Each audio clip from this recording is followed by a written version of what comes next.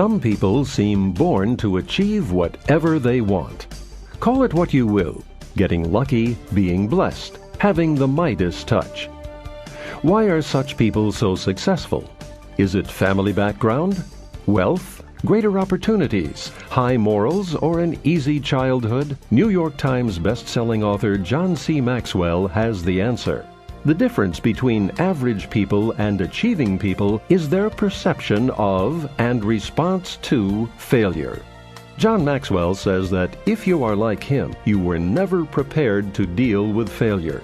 Coming out of school, he feared it, misunderstood it, and ran away from it. But he's learned to make failure his friend, and he can teach you to do the same. Failing Forward is the course on overcoming failure that was never offered in school. With his trademark warmth and humor, Maxwell teaches straightforward principles for overcoming failure and gives 15 solid steps to help you become the kind of achiever you've always wanted to be. Now here is John C. Maxwell, America's expert on leadership, with Failing Forward, turning mistakes into stepping stones for success.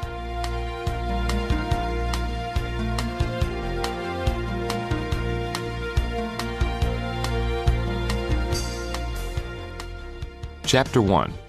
What's the main difference between people who achieve and those who are average? What makes achievers excel? Why do some people skyrocket while others plummet? You can call it luck, blessing, or the Midas touch. But the truth is that some people just seem to achieve incredible things in spite of great difficulties. It doesn't matter what kind of work they do, wherever they are, they just seem to make things happen. Certainly all people like to think of themselves as above average, but achievers seem to leave average in the dust. But what makes the difference? Why do some people achieve so much? Is it family background? Having a good family growing up is not necessarily a good indicator of achievement.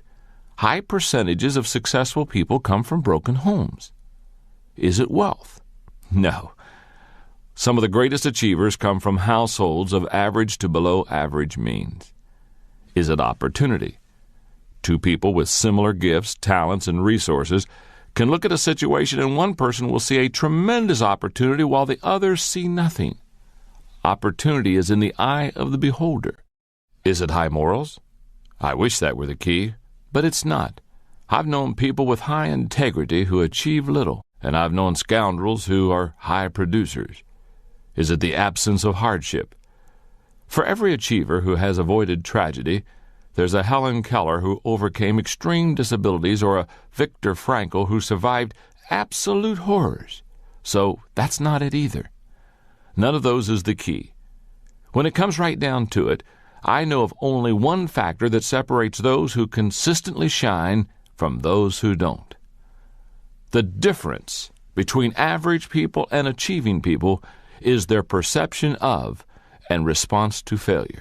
Throughout our time together, I want you to continually think of what I have just shared with you. In fact, I want to repeat it again, because it's the most important statement in the entire book. The difference between average people and achieving people is their perception of and response to failure.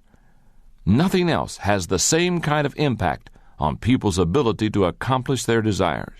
How people see failure and deal with it impacts every aspect of their lives. Yet that ability seems difficult to acquire. Most people don't know where to start looking to get it.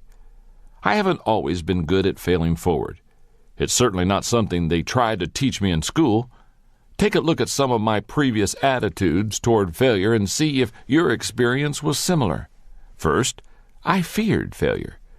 On the first day of class, when I was a college freshman, one professor walked in and boldly declared, "Half of you in this room will not pass this class." What was my first response? Fear. Up to that time, I had never failed a class, and I certainly did not want to start. So the first question I asked myself was, what does the professor want? School became a game that I wanted to win. Second, I misunderstood failure. As a child, I thought failure was a percentage. 69 and lower was failure, 70 and above was success. But failure isn't a percentage or a test. It's not a single event. It is a process. Third, I was unprepared for failure. When I graduated from college with my bachelor's degree, I wasn't at all prepared for what was ahead of me. I found that out in my first job. As the pastor in a small rural church, I did everything the people might expect of me and then some. But to be honest, I was as concerned about getting everyone to like me as I was with helping people. In the type of church I led, each year the people vote to decide whether to allow the leader to keep his job. And the leaders I had met loved to brag about the unanimous affirming votes that they received from their people. So imagine my surprise when the votes came back 31 yeses, 1 no, and 1 abstention.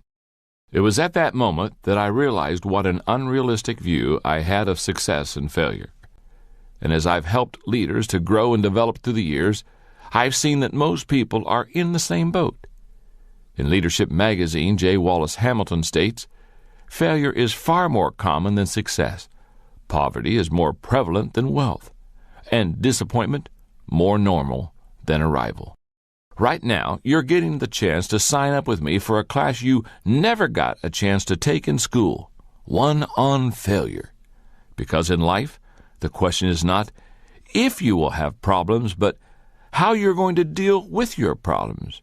Are you going to fail forward or backward?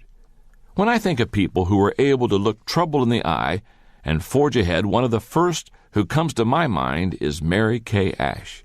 I admire Mary Kay. She overcame a lot of obstacles in her career, and she never let failure get the better of her. Mary Kay's first career was in direct sales, and she was quite successful. But she also found that it was difficult for a woman to progress in a corporate world, especially in the 1950s and early 1960s. So after 25 years of success, she decided to retire. But that didn't last long. By the time a month passed, she was stir-crazy. She was ready to start her own business. She decided on a cosmetic business that would give every woman who worked in it unlimited opportunities. She purchased the formulas to the best beauty products she ever found, worked up a marketing plan, and prepared to set up her corporation. It didn't take long for her to hit her first obstacle. When she visited her attorney to set up her corporation, he insulted her and predicted her failure. She got similar treatment from her accountant. Despite their attempts to discourage her, she moved ahead. She sank her $5,000 life savings into her new business. She put her husband to work on the administrative side of things as she worked feverishly to prepare the product, design the packaging, write the training, and recruit consultants. But then a month before she was open for business, her husband died of a heart attack right at their kitchen table. Most people would never have been able to go on after that. But not Mary Kay. She kept going. And on September 13, 1963, she launched her business. Today, the company has over $1 billion in annual sales, employs 3,500 people, and empowers 500,000 direct sales consultants in 29 markets worldwide. Despite circumstances, obstacles, and hardship, Mary Kay Ash failed forward. I don't know what kind of obstacles you're facing in your life right now, but whatever they are, it doesn't matter. What does matter is that your life can change if you're willing to look at failure differently. You have the potential to overcome any problems, mistakes, or misfortunes. All you have to do is learn to fail forward. If you are ready to do that, let's begin right now. Step 1 in failing forward is to realize there is one major difference between average people and achieving people. Chapter 2. Get a new definition of failure and success. On August 6, 1999, a Major League Baseball player stepped up to home plate in Montreal and made another out, the 5,113th one of his professional career. If a player were to make all of those outs consecutively, he would play 8 seasons without ever reaching first base. Was the player discouraged that night? No. You see, earlier in the same game, that player had reached a milestone that only 21 other people in the history of baseball have ever achieved. He had made his 3,000th hit. That player was Tony Gwynn of the San Diego Padres. During that game, Tony got on base with hits 4 times in 5 tries. But that's not the norm for him. Usually he fails to get a hit 2 times out of every 3 attempts. Those results may not sound very encouraging, but if you know baseball, you recognize that Tony's ability to succeed consistently only 1 time in 3 tries has made him the greatest hitter of his generation. And Tony recognizes that to get your hits, you've got to make a lot of outs. One of the greatest problems people have with failure is that they are too quick to judge isolated situations in their lives and label them as failures. Instead, they need to keep the bigger picture in mind. Someone like Tony Gwynn doesn't look at an out that he makes and think of failure. He sees it within the context of the bigger picture. His perspective leads to perseverance.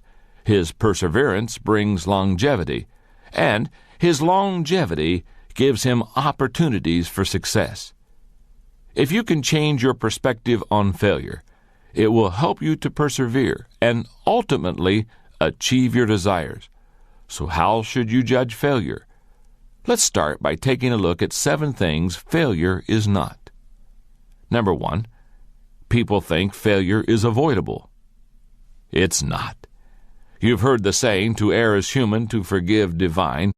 Alexander Pope wrote that over 250 years ago, and he was only paraphrasing a saying that was common 2,000 years ago during the time of the Romans. Things today are the same as they were then. If you're a human being, you're going to make mistakes. Number 2, people think failure is an event. It's not. Growing up, I thought that success and failure came in a moment. The best example I can think of is taking a test. If you got an F, it meant you failed. But I've come to realize that failure is a process. If you flunk a test, it doesn't mean you just failed a one-time event. The F shows that you neglected the process leading up to the test. In 1997, I wrote a book called The Success Journey. The thesis of the book is that success is not a destination, not a place where you arrive one day. Instead, it is the journey you take. And whether or not you succeed comes from what you do day to day. In other words, success is a process. Failure works the same way. It's not some place you arrive. It's how you deal with life along the way. Truly, no one can conclude that he's failed until he breathes his last breath. Until then, he's still in process, and the jury is still out. Number 3, people think failure is objective. It's not. When you err, what determines whether that action was a failure? The real answer is that you are the only person who can really label what you do a failure. It's subjective. Your perception of and response to your mistakes determine whether your actions are a failure. Number 4, people think failure is the enemy. It's not. Most people try to avoid failure like a plague, but it takes adversity to create success. NBA coach Rick Pitino states it even more strongly. Failure is good, he says. It's fertilizer. Everything I've learned about coaching, I've learned from making mistakes. Number 5, people think failure is irreversible. It's not. There's an old saying in Texas, it doesn't matter how much milk you spill as long as you don't lose your cow. In other words, mistakes are not irreversible. The problems come when you see only the spilled milk and not the bigger picture. People who see failure correctly take it in stride. Number 6, people think failure is a stigma. It's not. Mistakes are not permanent markers. I love the perspective of Senator Sam Ervin Jr. He remarked, "Defeat may serve as well as victory to shake the soul and let the glory out." That's the way we need to look at failure. When you make mistakes, don't let them get you down, and don't let yourself think of them as a stigma. Make each failure a step to success. Number 7, people think failure is final. It's not. Even what may appear to be a huge failure doesn't need to keep you from achieving. Take a look at the story of Sergio Zyman. Zyman, who successfully introduced Diet Coke, was also the same person who introduced New Coke. That move was an abysmal failure that lasted 79 days and cost the company about $100 million. People hated New Coke, and it caused Simon to have to leave the company. But Simon's problems with New Coke didn't keep him down.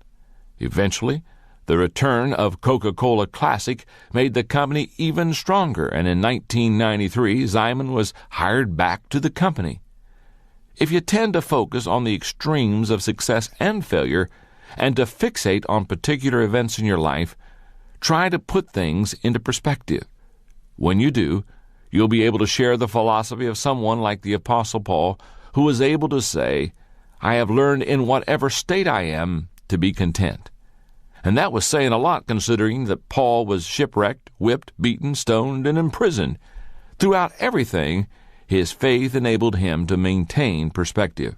The terrible truth is that all roads to achievement lead through the land of failure. It has stood firmly between every human being who had a dream and the realization of that dream. The trouble many people have is that they believe the process is supposed to be easy. The great American inventor Thomas Edison observed that attitude among people.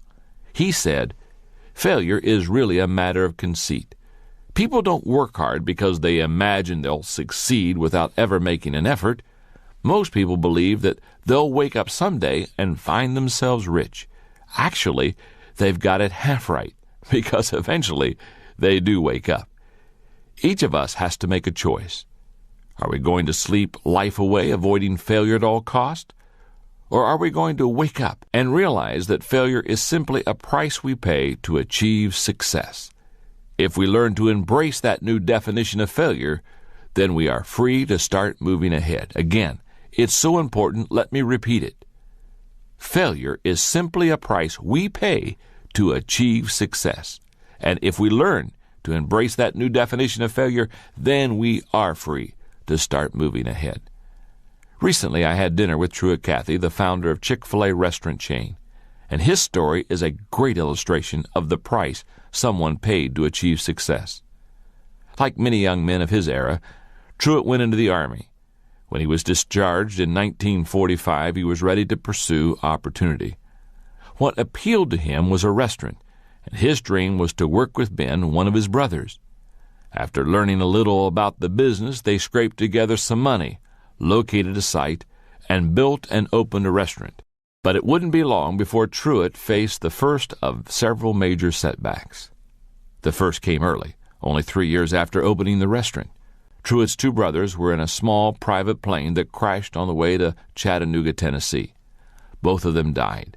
Truett was devastated. Once he got over the emotional shock, he went on alone. 2 years later, he opened a second restaurant.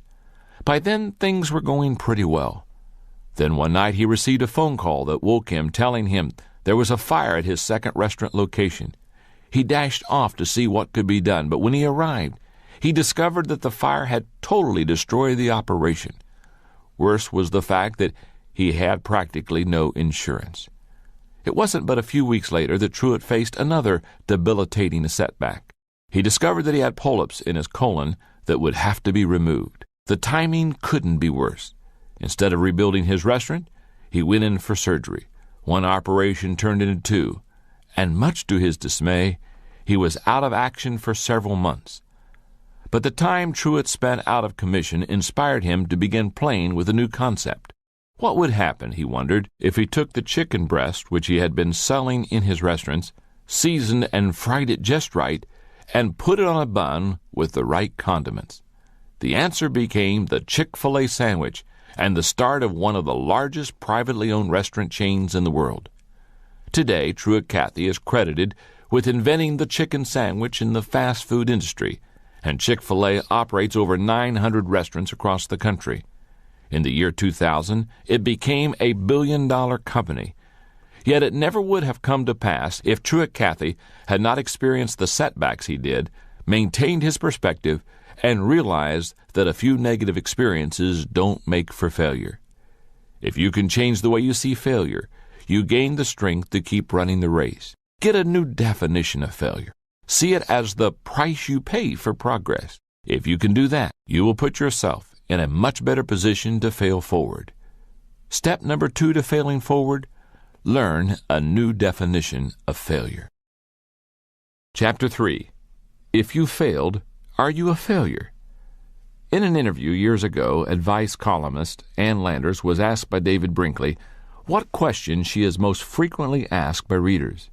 Her answer? What's wrong with me? Landers' response reveals a lot about human nature. Many people wrestle with feelings of failure, the most damaging being doubtful thoughts about themselves.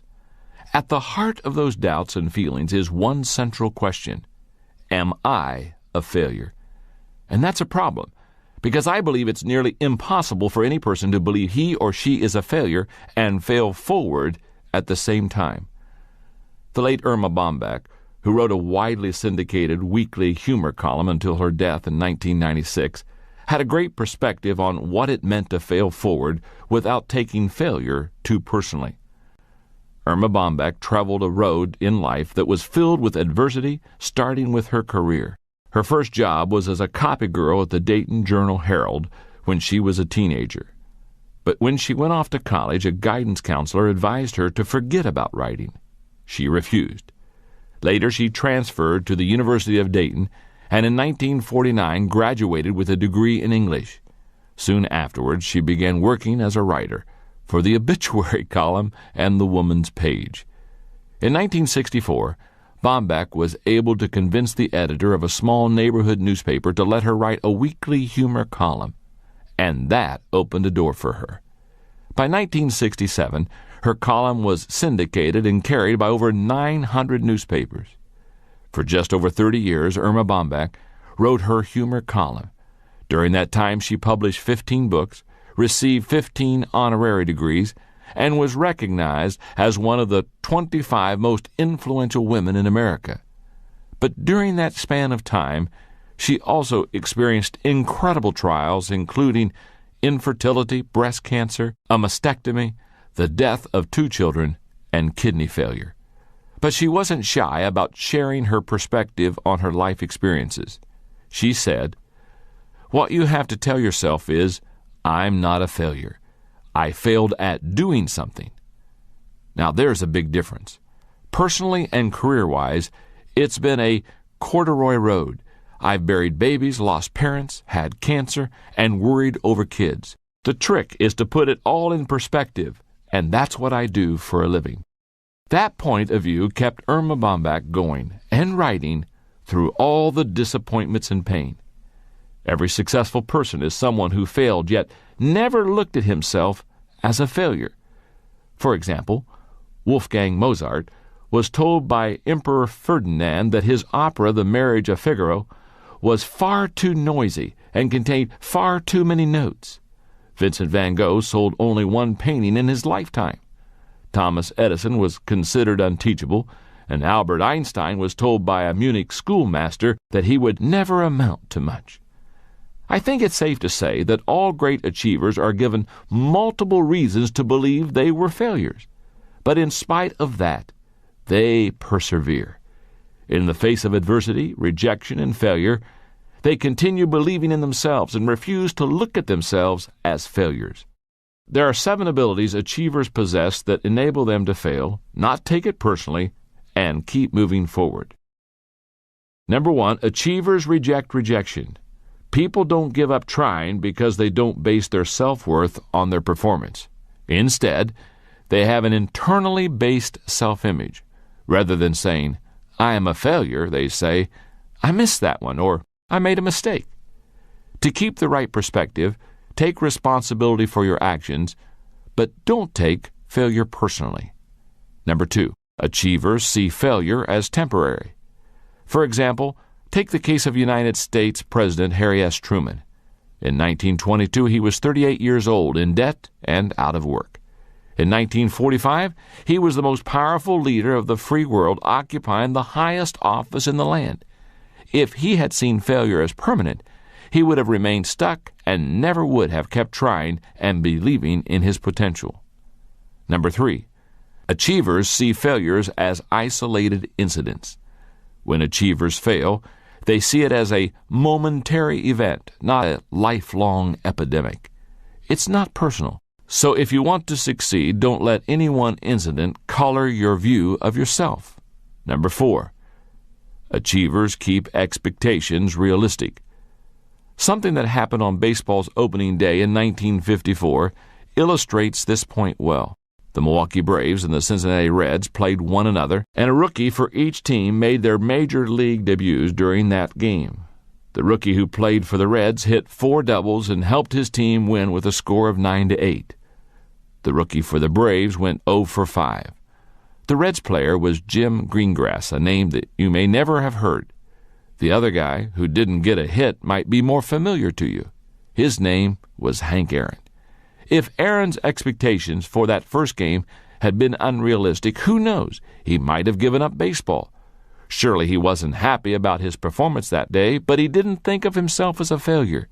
He wasn't about to give up easily. Number 5, achievers focus on strengths. Another way achievers keep themselves from personalizing failure is by focusing on their strengths. Bob Butera, president of the New Jersey Devils hockey team, was asked what makes a winner. He answered that what distinguishes winners from losers is that winners concentrate at all times on what they can do, not on what they can't do. If a weakness is a matter of character, it needs much attention. Focus on it until you shore it up. Otherwise, the best bet for failing forward is to develop and maximize your strengths. Number 6, achievers vary approaches to achievement. In The Psychology of Achievement, Brian Tracy writes about 4 millionaires who made their fortunes by age 35. They were involved in an average of 17 businesses before finding that one that took them to the top. They kept trying and changing until they found something that worked for them. Achievers are willing to vary their approaches to problems. Number 7, achievers bounce back. Psychologist Simon Carruthers says life is a series of outcomes. Sometimes the outcome is what you want. Great. Figure out what you did right. Sometimes the outcome is what you don't want. Great. Figure out what you did wrong so that you don't do it again. That's the key to bouncing back. That's the way to take yourself out of failure. One of the best stories I've ever heard of someone who refused to take failure personally is that of Daniel Rudiger. You may have seen the film, which was based on his life, called Rudy. The first of 14 children in a poor working-class family, Rudy loved football as a kid and believed that might be his ticket out of Joliet, Illinois. But his heart was much greater than his physique. He was slow, and at 5 feet 6 inches tall and 190 pounds, he wasn't exactly built for the game. As a senior, he began dreaming about attending Notre Dame and playing football there. But Rudy faced another problem. His grades showed less promise even than his physique. And for the next several years, Rudy changed his focus from one thing to another.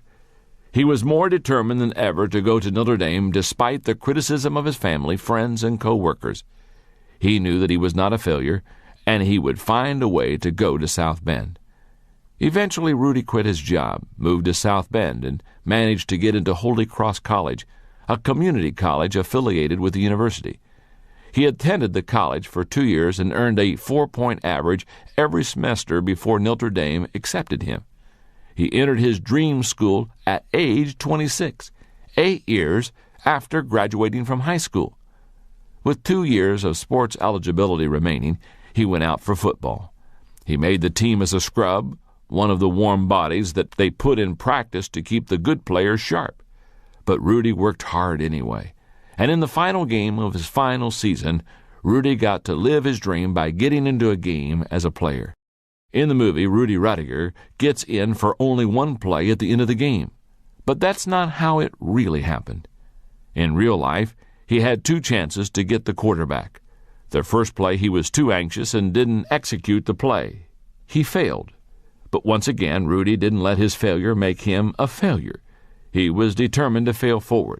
When they snapped the ball the second time, he put the moves he'd rehearsed in his mind on the guy over him, and he sacked the quarterback. Overjoyed, the team carried him off the field in celebration.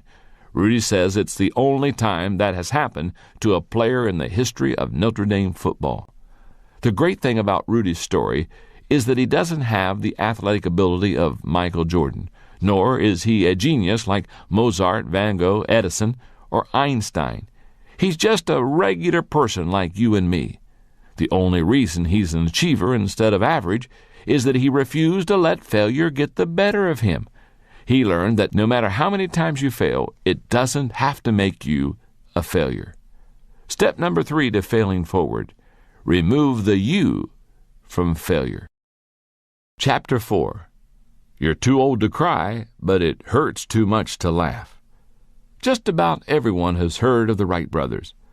But what you may not know is that the Wrights, unknown with no university education, were not the leaders in aviation.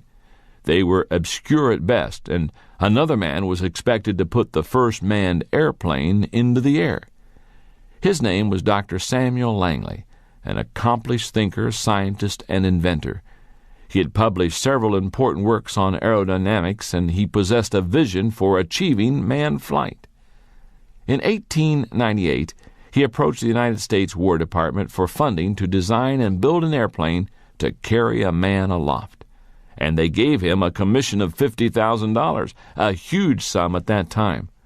His success seemed inevitable. On October the 8th, 1903, Langley expected his years of work to come to fruition. As journalists and curious onlookers watched, Charles Manley, the engineer who built the plane's engine, strode across the deck of a modified houseboat and climbed into the pilot's seat of a craft called the Great Aerodrome. The full-size motorized device was perched atop a specially built catapult designed to initiate the aerodrome flight into the air. But when they attempted the launch, part of the aerodrome got caught, and the biplane was flung into 16 feet of water a mere 50 yards away from the boat. At first, Langley didn't let that failure or the accompanying criticism deter him. 8 weeks later, in early December, he and Manley were ready to attempt the flight again. They had made numerous modifications to the aerodrome, and once more Manley climbed in the cockpit from the houseboat's deck, ready to make history. But as before, disaster struck. This time the cable supports to the wing snapped as the plane was launched. The craft caught again on the launch rail, and it plunged into the river upside down. Manley nearly died. Langley said afterward, "I have brought to a close the portion of the work which seemed to be specifically mine." In other words, Langley had given up. Just 2 weeks later, Orville and Wilbur Wright, uneducated, unknown, and unfunded, flew their plane Kitty Hawk over the sand dunes of North Carolina. What happened in the life of Samuel Langley occurs in the lives of many people today. They allow failure to get the better of them emotionally, and it stops them from achieving their dreams. Let's face it, failure can be very painful, sometimes physically and more often emotionally. Seeing part of your vision fall flat really hurts. And if people heap ridicule on top of your own hurt feelings, you feel even worse. For many people, the pain of failure leads to fear of failure. And if fear overcomes you, it's almost impossible to fail forward. The inaction that results when people are stopped by fear takes on many forms. Here are the 3 most common ones I've observed. Number 1, paralysis. Some people simply stop trying to do anything that might lead to failure. President Harry S. Truman said, "The worst danger we face is the danger of being paralyzed by doubts and fears. People whose fear paralyzes them give up any hope of moving forward." Number 2, procrastination. Other people maintain the hope of progress but simply never get around to following through. Procrastination steals a person's time, productivity, and potential. As President John F. Kennedy said, "There are risks and costs to a program of action, but they are far less than the long-range risk and cost of comfortable inaction." Procrastination is too high a price to pay for fear of failure. Number 3, purposelessness. Tom Peters, co-author of In Search of Excellence, says there's nothing more useless than someone who comes to the end of the day and congratulates himself saying, "Well, I made it through the day without screwing up." Yet that's what many people who fear failure do. Rather than pursuing worthy objectives, they avoid the pain of making mistakes. And in the midst of that transition, they lose sight of any sense of purpose that they might have once possessed. As fear of failure and the resulting inactivity compounds, people exhibit additional negative side effects like self-pity, excuses, misused energy, and feelings of hopelessness. Many people are unable to overcome their fear because they focus on the wrong thing. They believe that what started their cycle of fear is the thing they should avoid to end it. But the problem is, you can't avoid fear, and you can't wait for motivation to get you going. To conquer fear, you have to feel the fear and take action anyway. Playwright George Bernard Shaw said, "A life spent in making mistakes is not only more honorable but more useful than a life spent doing nothing." To overcome fear, you have to be willing to know that much of your life will be spent making mistakes. The bad news is that if you've been inactive for a long time, getting started is hard to do. The good news is that as soon as you start moving, it gets easier. If you can get going and keep making mistakes, you gain experience. That experience eventually brings competence. And eventually, you will also make fewer mistakes. And as a result, your fear will become less paralyzing. But the whole process starts with action. To get over fear, you've got to get started. Many unsuccessful people get paralyzed by fear. But the same thing also happens to high achievers. For example, when you look at the life of one of the great composers, George Frederick Handel, you see a successful person who found himself in a rut that he desperately needed to break out of. Handel was a musical prodigy, but despite Handel's talent and fame, he faced considerable adversity. Competition with rival English composers was fierce. Audiences were fickle and sometimes didn't turn out for his performances, and he was frequently the victim of the changing political winds of the time. Several times he found himself penniless and on the verge of bankruptcy, and the pain and rejection of failure was difficult. Then his problems were compounded by failing health. He suffered a stroke which left his right arm limp and caused him to lose the use of 4 fingers on his right hand. And though he recovered, it left him despondent. Finally, in 1741, at only 56 years old, Handel decided that it was time to retire. He was discouraged, miserable, and consumed with debt. So on April 8, he gave what he considered his farewell concert. Disappointed and filled with self-pity, he gave up. But in August of that year, something incredible happened. A wealthy friend named Charles Jennings visited Handel and gave him a libretto based on the life of Christ. The work intrigued Handel, enough to stir him to action. He began writing, and immediately the floodgates of inspiration opened in him. His cycle of inactivity was broken. For 21 days he wrote almost nonstop. Then he spent another 2 days creating the orchestrations. In 24 days, he had completed the 260-page manuscript. He called the piece Messiah. When it comes to getting over the emotional hurts of failure, it really doesn't matter how good or bad your personal history is. The only thing that matters is that you face your fear and get moving. Do that, and you give yourself the opportunity to learn how to fail forward.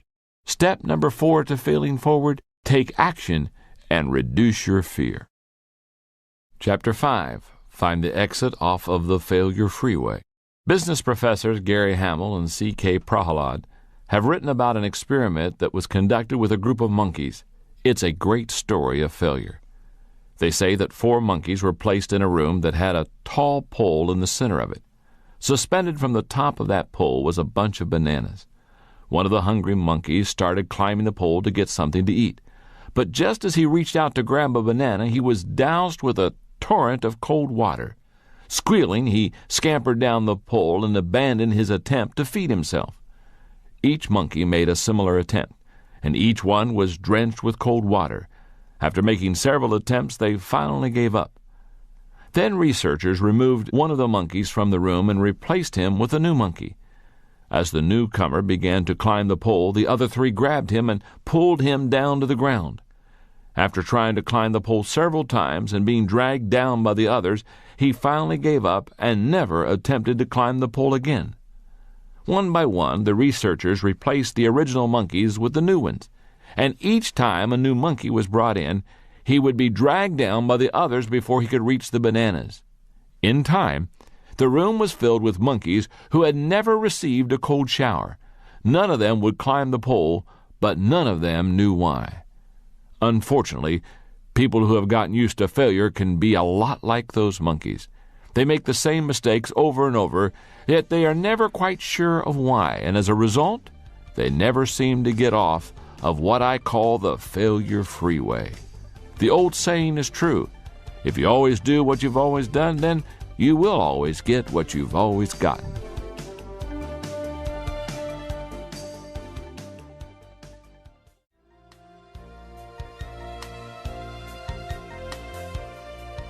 What starts people down the failure freeway is a common mistake, failure, or mess-up. But people who stay on the failure freeway don't think that it's their fault. They see every obstacle or error as somebody else's fault, and as a result, they generally respond in one or more of the following ways. Number one, they blow up. One of the reactions to failure that keeps people driving on the failure freeway is anger. You've probably seen it. People make a minor mistake and angrily overreact to it, taking out their frustration on themselves or others around them. But if a person doesn't govern his temper, it will govern him. Number two, they cover up. People's desire to make sure others don't see their mistakes isn't always so humorous. For example, take the case of Nicholas Leeson. In 1995, the 28-year-old worked for the British bank Barings. He controlled huge amounts of money for the organization, which he tried to increase through what's called casino-style investing. When Leeson's dealings resulted in huge losses, he covered them up and made even riskier trades to try to recoup his losses. Ultimately, his actions cost Barings $1.3 billion. He single-handedly put one of the oldest banks in the world out of business. It's in the nature of people to try to cover up their mistakes. That tendency is as old as Adam and Eve in the Garden of Eden. But anyone who wants to get off the failure freeway needs to fess up rather than cover up. Number three, they speed up. People who are particularly stubborn will sometimes try to leave their troubles behind by working harder and faster, but without changing their direction. They're like the person trying to get the square peg into the round hole, who first tries to place the peg into the hole and then tries to shove it in, then takes a hammer and tries to pound it in. They're working hard but getting nowhere. Number four, they back up. When my wife Margaret and I were raising our two children, we found that our son had a mind and a will of his own. And when he did something wrong, his first move was to lie. Then he'd back up and try to cover it up. I can still picture his offended expression as he emphatically denied having eaten the chocolate candy, with his 9-year-old face smeared with chocolate. Margaret and I worked very hard to break him of that inclination. I'm relieved that today my boy Joel is a man, and when he's wrong he admits it. And that's good, because nobody can exit off the failure freeway if he keeps backing up. Number five, they give up. If you stay on the failure freeway long enough, you eventually slow up. It's similar to what happens on the Interstate 285 loop around my hometown of Atlanta at rush hour gridlock. And that's when a lot of people simply give up. Personal growth expert Paul J. Meyer believes that 90% of all those who fail are not actually defeated, they simply quit. There's really only one solution to the gridlock you find on the failure freeway, and that's to wake up and find the exit. To leave the road of continual failure, a person must first utter the three most difficult words to say: I was wrong. He has to open his eyes, admit his mistakes, and accept complete responsibility for his current wrong actions and attitudes. Every failure you experience is a fork in the road. It's an opportunity to take the right action, learn from your mistakes, and begin again. The only way to exit the failure freeway and see the new territory of achievement is to take full responsibility for yourself and your mistakes. As Michael Korda, editor-in-chief of Simon & Schuster, says, success on any major scale requires you to accept responsibility.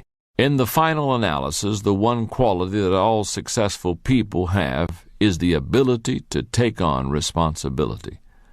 The fight to take responsibility occurs within, and rarely does talent, intelligence, or opportunity make the difference in whether a person wins that battle. What it takes is character. That's why Stuart B. Johnson said that our business in life is not to get ahead of others, but to get ahead of ourselves. But unfortunately, not everyone learns the lesson of accepting responsibility for their actions. One of the most unusual stories I've ever encountered about someone on the failure freeway is that of Rosie Ruiz. Back in 1980, she was the first woman to cross the finish line of the Boston Marathon with the third fastest woman's time ever. But from the moment that she finished the race, people were suspicious of her victory. The person most shocked was Jacqueline Garrow. Though not favored to win the race, Garrow had been training to run it for 3 years. And during the course of the race, she had pulled ahead of all the other women. But about a mile from the finish line, another woman suddenly appeared, running ahead of her. And that other woman, Ruiz, finished before her and was declared the woman's winner. The race officials were suspicious, and they immediately began to investigate. They found that Ruiz had qualified for the Boston Marathon by obtaining a fraudulent qualifying finish for the New York Marathon. They surmised that in the Boston race, Ruiz had simply jumped into a group of runners a mile from the finish line, never suspecting that she was actually ahead of all the other women. The Boston Athletic Association disqualified her, and a week later, they awarded Garrow the winner's medal. What's most amazing that is even years later, Ruiz still hadn't learned from her mistake. At a 10-kilometer race in Miami, Garrow saw Ruiz and tried to talk to her to clear the air, but Ruiz denied ever cheating in Boston. 2 years after her appearance in the Boston Marathon, Ruiz was arrested and charged with stealing cash and checks from her employer. A year later, she was convicted for trying to sell 2 kilos of cocaine to an undercover police officer.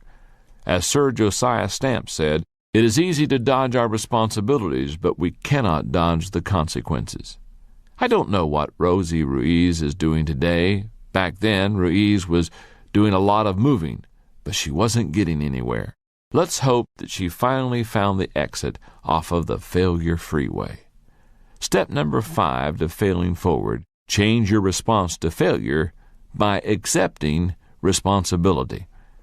Let's take a moment and review the first 5 steps of failing forward, because it's my desire to teach you when you fail to fail forward instead of backwards. Step number 1, realize that there is one major difference between average people and achieving people. Step number 2, learn a new definition of failure. Step number 3, remove the you from failure. Step number 4, take action and reduce your fear. And step number 5, change your response to failure by accepting responsibility. Chapter 6, no matter what happens to you, failure is an inside job. When you learn to accept responsibility for yourself, your problems, and your failures, you are better prepared to fail forward.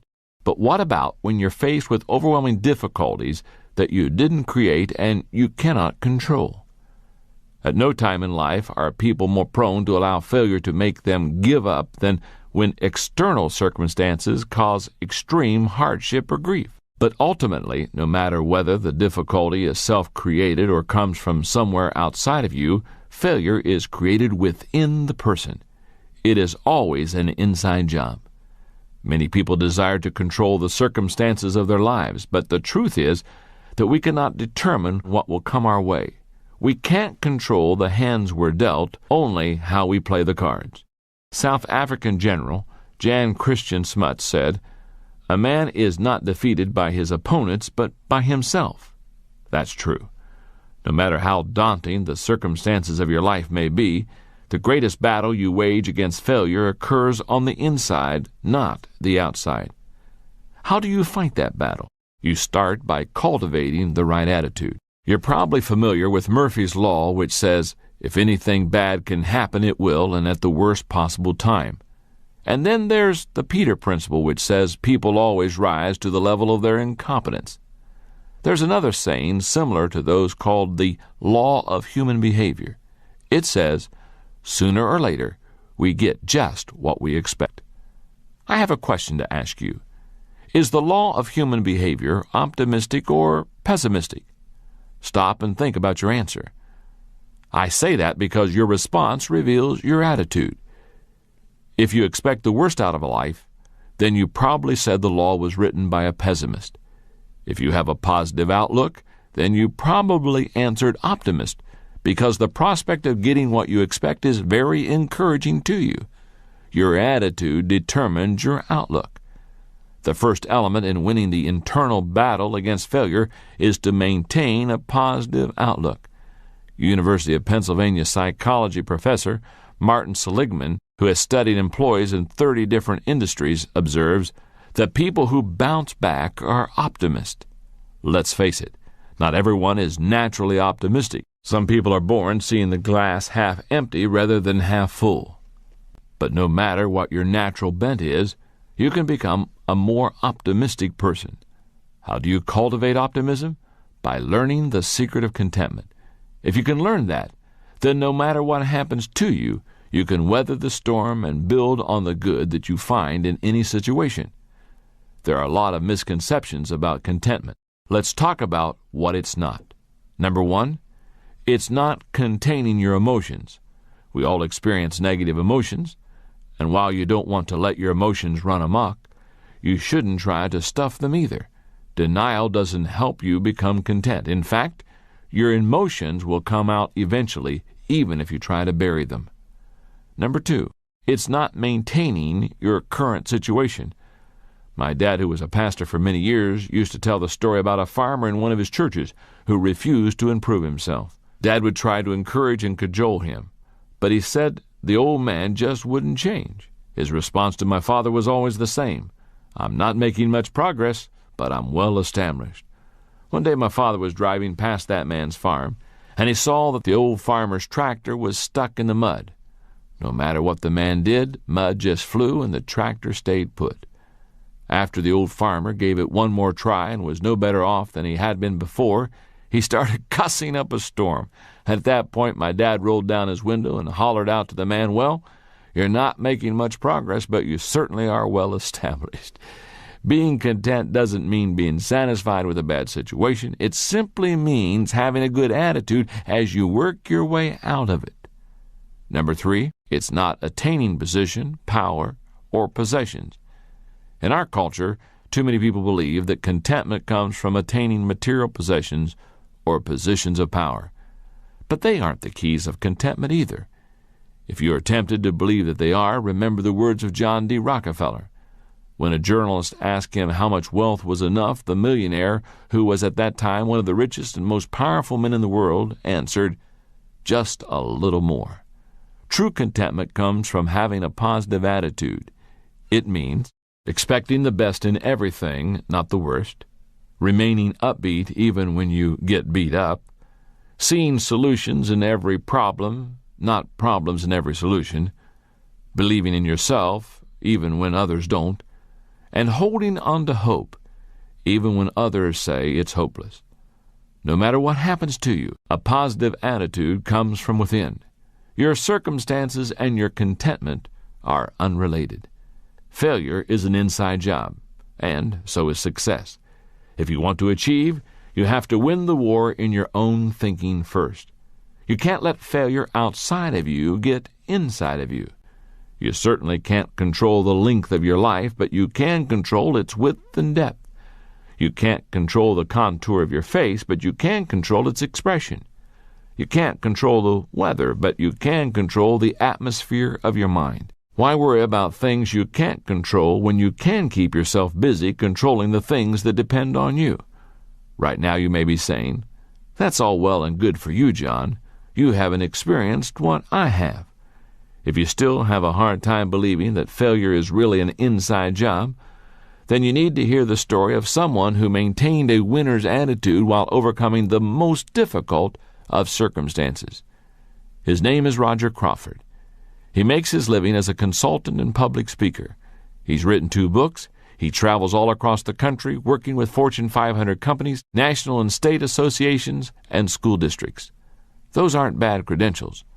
But if that doesn't impress you, How about this? Before becoming a consultant, he was a professional tennis player certified by the United States Professional Tennis Association. Still not impressed? Would you change your opinion if I told you that Roger had no hands and only one foot? Roger Crawford was born with a condition called ectrodactylism. When he emerged from his mother's womb, the doctor saw that he had a thumb-like projection extending out of his right forearm and a thumb and a finger growing out of his left forearm. He had no palms. His legs and arms were shortened, and his left leg possessed a shrunken foot with only 3 toes. His foot was amputated when he was 5. Roger's parents were told by various medical professionals that he would never be able to walk, probably would not be able to take care of himself, and would never lead a normal life. But Roger's parents were determined to give him the best chance possible for living a normal life. They raised him to feel loved, to be strong, and to develop independence. You're only as handicapped as you want to be, his father used to tell him. Roger appreciated the encouragement and training that he received from his parents, but I don't think he really understood the significance of it or his achievements until he was in college and he interacted with someone who wanted to meet him. He had received a phone call from a man who had read about his tennis victories, and Crawford agreed to meet him at a nearby restaurant. When Roger stood up to shake hands with the man, he discovered that the other guy had hands that were almost identical to his. That got Crawford excited, because he thought he had found someone similar to him, but older, who could act as his mentor. But after talking with the stranger for a few minutes, he realized that he was wrong. Roger says, "Instead, what I found was someone with a bitter, pessimistic attitude who blamed all of life's disappointments and failures on his anatomy. I soon recognized that our lives and attitudes couldn't have been more different. His attitude was, the world owes me, and his problem was that the world disagreed. He was even angry with me because I didn't share his despair." The two kept in touch for several years until it dawned on Roger that even if some miracle were suddenly to give the other man a perfect body, his unhappiness and lack of success wouldn't change. He would still be at the same place in his life. That man had allowed failure to seize him from the inside, while Roger had mastered the art of failing forward. Chances are that the adversity in your life has been nowhere near as difficult as Roger Crawford's has been. And that's why his story is such an inspiration. Roger maintains that handicaps can only disable us if we let them. He says that's true not only of physical challenges, but of emotional and intellectual ones as well. He believes that the real and lasting limitations are created in our minds, not our bodies. In other words, no matter what happens, failure is an inside job. Step number 6 to failing forward. Don't let failure from outside get inside of you. Chapter 7. Is the past holding your life hostage? When I get a bit of time off, one of the things I like to do is play golf. Now, I'm not a great golfer. I'd say I'm average, but no matter what, I'm glad to get started golfing. And I can tell you who it was that got me interested in the sport. Arnold Palmer. Many people of my generation became golfers because of Arnold Palmer. His down-to-earth attitude, sparkling personality, rugged good looks, and incredible playing ability caused him to draw huge crowds of spectators who would follow him from hole to hole. Back then they were dubbed Arnie's Army, and it seemed they'd follow him anywhere to get a chance to see the man they called the King perform on the course. It was a first for golf, and it was sure fun to watch. One of the things about golf is that anyone can have a really bad hole, even a Hall of Famer like Arnold Palmer. The key to playing through it is to forget about your bad shots. But that can be a difficult thing to do, especially when someone erects a bronze monument to your bad hole. And that's what happened to Arnold Palmer. At the 1961 Los Angeles Open, on a par 5 ninth hole, Palmer hit a good drive and wanted to try to put the ball on the green with his second shot. With his 3-wood, Palmer hit what he believed was a good shot, but as the ball sailed, it faded to the right, hit a pole, and bounced out of bounds onto the driving range. Palmer dropped a ball, took a penalty stroke, and tried again. He had another ball out of bounds. Again, he dropped a ball and took a penalty stroke. He kept repeating this process until he finally put the ball on the green. By then, he had accumulated 10 strokes. It took him 2 more strokes with his putter to hold the ball. He finished with a 12. And because of that, he went from a few strokes behind the leaders to scoring so poorly that he was out of the tournament. Today, nearly 40 years later, if you go to the 9th hole at the Rancho Park Golf Course in Los Angeles, you will find a bronze plaque that states, "On Friday, January 6, 1961, the first day of the 35th Los Angeles Open, Arnold Palmer, voted Golfer of the Year and Pro Athlete of the Year, took a 12 on this hole." However, good golfers don't dwell on bad performances, not if they want to remain good golfers. And that has always been true of Arnold Palmer. Once when asked about his performance at the Open on hole 9, he commented, "That doggone plaque will be there long after I'm gone." But you have to put things like that behind you. That's one of the wonderful things about golf. Your next shot can be as good or bad as the last one, but you'll always get another chance. The same quality that makes professional golfers effective enables any person to overcome failure and become a strong achiever. The ability to put past events behind them and move on. That quality positions a person to tackle current challenges with enthusiasm and a minimum of hindering personal baggage. In contrast, people who are unable to get over previous hurts and failures are held hostage by their past. The baggage they carry around makes it very difficult for them to move forward. It may sound like I'm making light of what happened to you in the past. I'm not. I know that people suffer genuine tragedies in this imperfect world. They lose children, spouses, parents, and friends, sometimes under horrible circumstances. People contract cancer, multiple sclerosis, AIDS, and other debilitating diseases. They suffer unspeakable abuses at the hands of others. All of those things are true. But tragedies don't have to stop a person from possessing a positive outlook, being productive, and living life to the fullest. One man is born with severe handicaps and decides the world owes him, while another, such as Roger Crawford, goes on to become a tennis pro. One person who contracts AIDS bitterly gives up on life, while another, such as basketball's Magic Johnson, builds his business and enjoys his family life. One woman experiences rape and withdraws into herself, while another, such as Kelly McGillis, overcomes the experience and becomes a successful actress in Hollywood. No matter how dark a person's past is, it need not color his or her present permanently. In my experience, the problems of people's past impact them in one of 2 ways. They experience either a breakdown or a breakthrough. Listen to the following 5 characteristics. They are signs that a person hasn't gotten over past difficulties. Number 1, comparison. If you hear people continually talk about how much harder they've had it than anyone else, chances are they are allowing themselves to be held hostage by their past. Their motto is similar to something Quentin Crisp once said, "Never keep up with the Joneses. Drag them down to your level. It's cheaper." Number 2, rationalization. Another characteristic of people trapped by their past is believing that there are good reasons not to get over past difficulties. The problem is that rationalizing creates a fog that hinders people from finding solutions to their problems. Excuses, no matter how strong, never lead to achievement. Number 3, isolation. Some people withdraw due to their past hurts. For many, it's like a natural reflex that kicks in for self-protection. It is especially sad when people who are naturally outgoing isolate themselves due to their past, because they become especially miserable. Number 4, regret.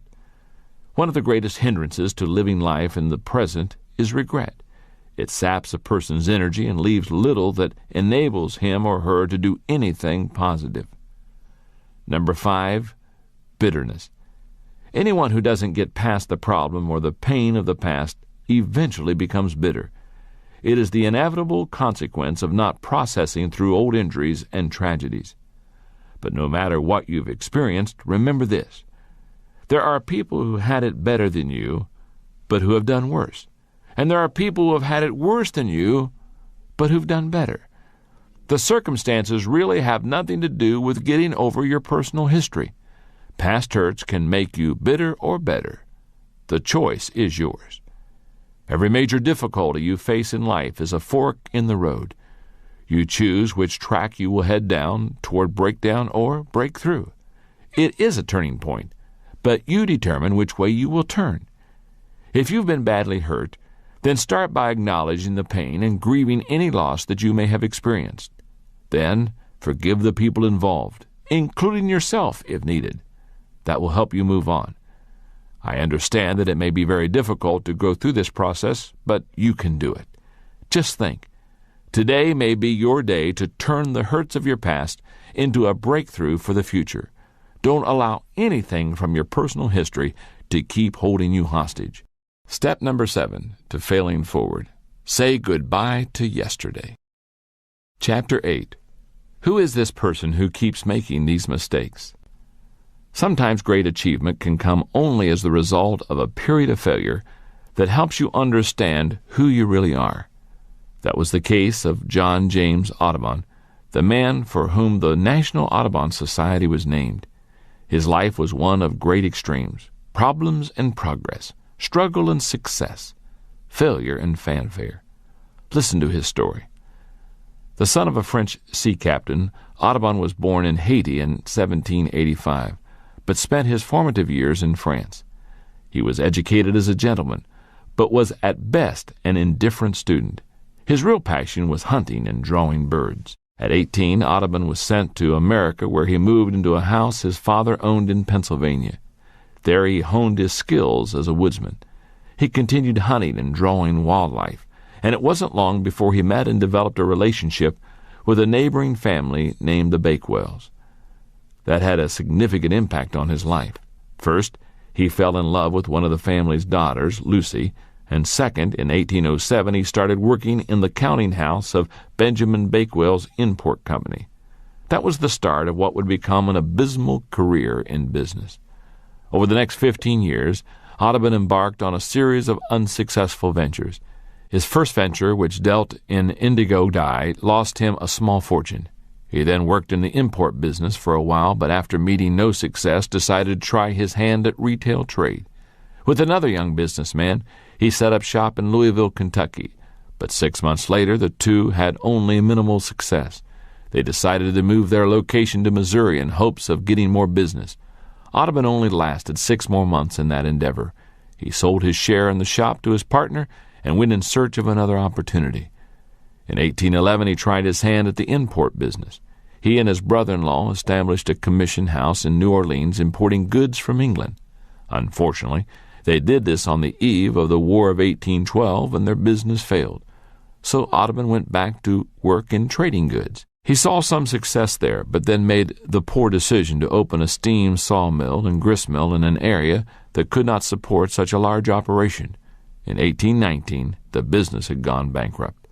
All through the years, two things had remained constant in Audubon's life: hunting and art. Now he had to rely on both to survive. His gun put food on the table for his small family, and he drew portraits on commission to bring in money. By default, rather than design, his hobby became his means of support. It was then, in 1820, that Audubon had what he called his great idea. He decided to create a comprehensive and complete printed collection of all American birds based on his paintings. They would be life-size and shown in their natural surroundings. For the next few years, he traveled and added more painted birds to his portfolio, while Lucy worked as a tutor and a governess in Louisiana. In 1826, when he had enough material, Audubon sailed to Liverpool, England, and immediately met with great success. It didn't take long for Audubon to get connected with engraver Robert Havell, and together they began printing the remarkable Birds of America, a series of 100 color plates in a large 29 by 39-inch format. Nothing else like it had ever been created, nor has any other book of prints since been so revered. In all, they printed about 200 copies of that first edition. Today, it's considered a masterpiece. An original Birds of America, which sold for $1,000 in the 1820s, is now worth about $5 million. John James Audubon was unsuccessful for most of his life. It took him until he was 35 years old to figure out what his problem was. Himself. He was a terrible businessman, and he didn't belong in trade. It didn't matter how many times he changed locations, partners, or business types. Not until he understood and changed himself did he have a chance at success. Evangelist D.L. Moody was once asked which people gave him the most trouble. His response was, "I've had more trouble with Dwight L. Moody than any other man alive." Television host Jack Parr echoed the same thought when he said, "Looking back, my life seems like one long obstacle race, with me as its chief obstacle." If you are continually experiencing trouble or facing obstacles, then you should check to make sure that you are not the problem. People don't like to admit that they need to change, and if they are willing to alter things about themselves, they usually focus on cosmetic changes. Why are people so hesitant to change? I believe that some, like Audubon, believe they are supposed to pursue a particular course of action, even though it doesn't suit their gifts and talents. And when they are not working in areas of strength, they do poorly. Others are not self-aware and don't even know what their strengths are. As psychologist Sheldon Kopp says, all of the significant battles are waged within the self. To have an opportunity to reach your potential, you must know who you are and face your flaws. Allow me to help you do that.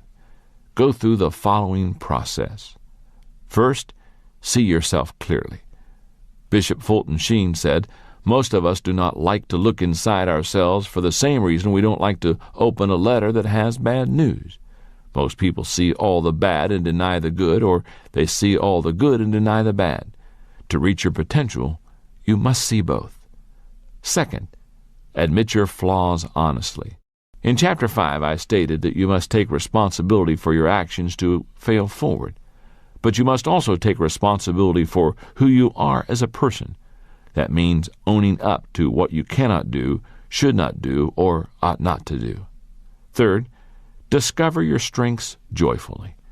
Working on your strengths is the next step in the process. No one ever achieved his dreams working outside of his areas of gifting. To excel, do what you do well. Fourth, build on your strengths passionately. Like Audubon, you will improve only if you enthusiastically develop whatever God-given abilities you have. You can reach your potential tomorrow if you dedicate yourself to growth today. Remember, to change your world, you must first change yourself. One of the greatest stories of change that I know of personally involves someone very close to me in my organization, the Enjoy Group, and it's my assistant, Linda Edgars. If you've ever heard me speak in person, then you've probably heard me talk about Linda.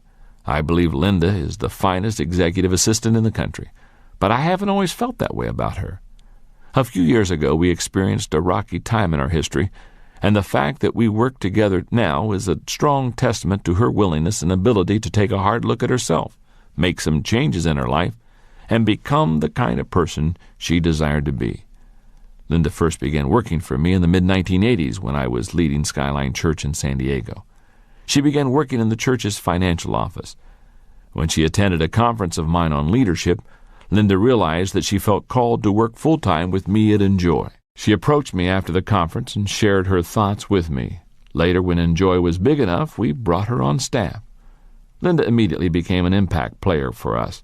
Under the leadership of Dick Peterson, now the COO of the Enjoy Group and president of the Enjoy Conferences and Resources. Linda did whatever was asked of her, and that was just about everything.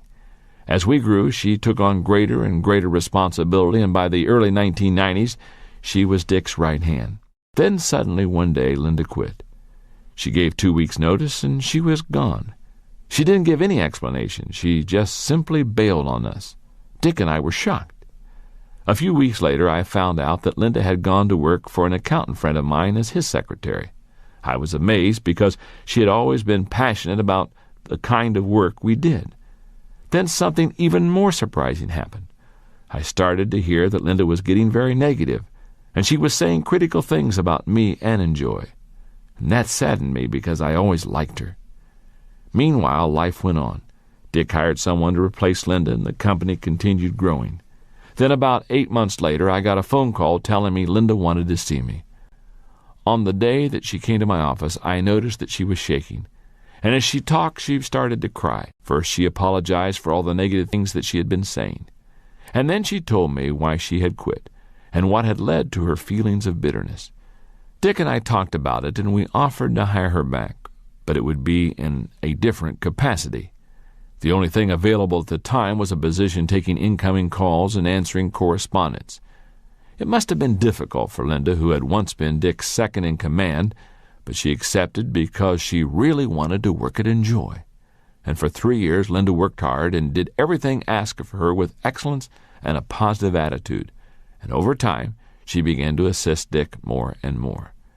When I left the pastorate at Skyline in 1995 to devote myself full-time to the Enjoy Group, I needed to hire a new assistant, and one of the people I considered was Linda. I knew she was highly competent. The only issue I needed to settle was whether I could trust her unconditionally. It didn't take me long to settle the issue. I knew I wanted Linda to be my assistant. If you would ask Linda today, she'd tell you that the turning point for her was the day that she looked at herself in the mirror and realized that she needed to make some changes in her life, starting with her attitude. She knows that if she hadn't, she never would have gotten the opportunity to do the work that God put her here to do. Linda continues to amaze me. I marvel at what she is capable of doing, and every time I make a positive impact on anyone with a conference or a book, she is a part of it. I wouldn't trade her for anyone else in the world.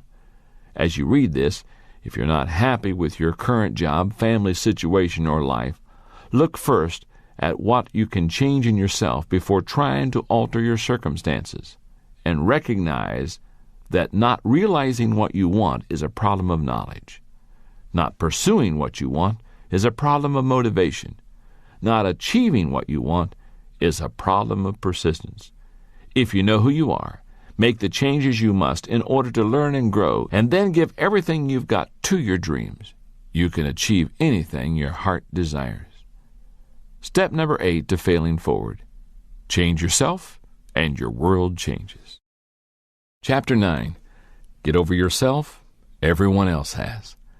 One of the biggest changes that must be made by people who desire to fail forward is turning their attention away from themselves and toward helping others. You could call that process getting over yourself. A few years ago, I saw a wonderful movie called Mr. Holland's Opus that beautifully illustrated that whole process. The movie is the story of Glenn Holland, a young musician who desires to make it to the big time as a composer. But when money gets tight and he needs to take care of his family, he reluctantly seeks employment as a teacher. That job, which he takes only on a temporary basis, becomes his life. Through the course of the movie, he discovers that he wants to share his love for music with his students, and in the process, he discovers himself. The pivotal point of the movie comes when Mr. Holland's teaching position gets eliminated due to cutbacks, and he suddenly realizes he has reached middle age. In that moment, he knows that he has forever missed his chance to pull up roots, go to New York, and take his symphony with him, which he has been writing in his spare moments for the last 20 years. Despondent and feeling rejected, he believes he has wasted his life. He is depressed and on the verge of bitterness as he leaves his classroom. He ambles dejectedly down the hall, preparing to walk out of the school for the last time. That's when he hears something in the auditorium. When he checks to see what it is, he discovers dozens and dozens of students whose lives he changed during all his years of teaching. That group even includes the governor of the state, whose life took a major turn for the better under his mentoring. Many people believe that touching the lives of others can only be done by some elite group of specially gifted people. But that's not the case. Any ordinary person, just like Glenn Holland in the movie, can make a positive impact on the lives of others.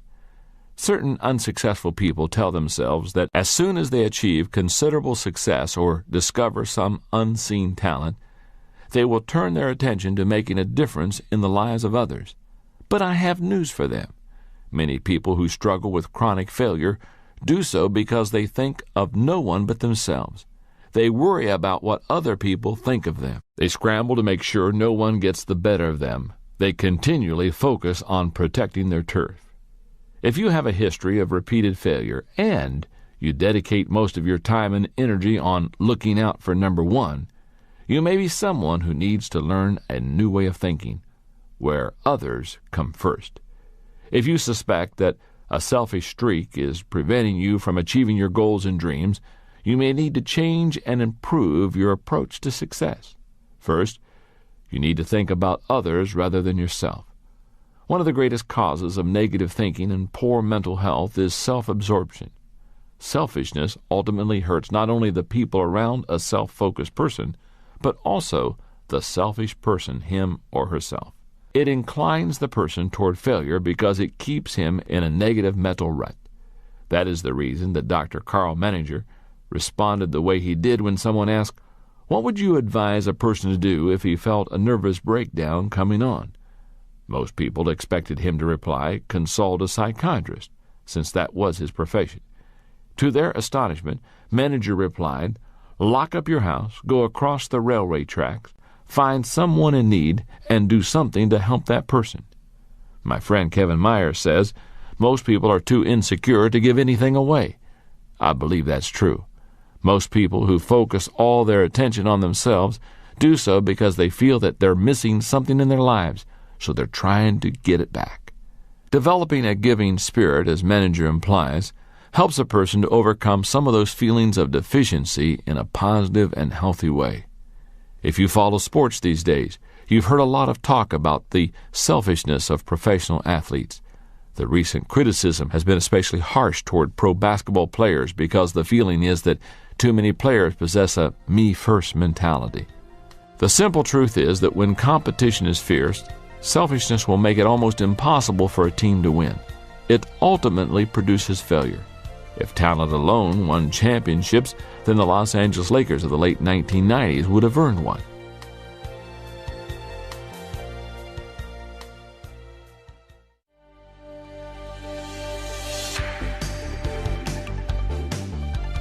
Fortunately, all the stories out of the NBA aren't about selfishness and failure. If you look at the 1999 NBA champs, the San Antonio Spurs, you can see that their victory came because the man who had been their best player for a decade knew the importance of getting over himself. The person I'm referring to is David Robinson, the 7 feet 1 inch tall center for the Spurs. In his 10 years in the NBA, Robinson has earned just about every type of award that there is for a professional basketball player.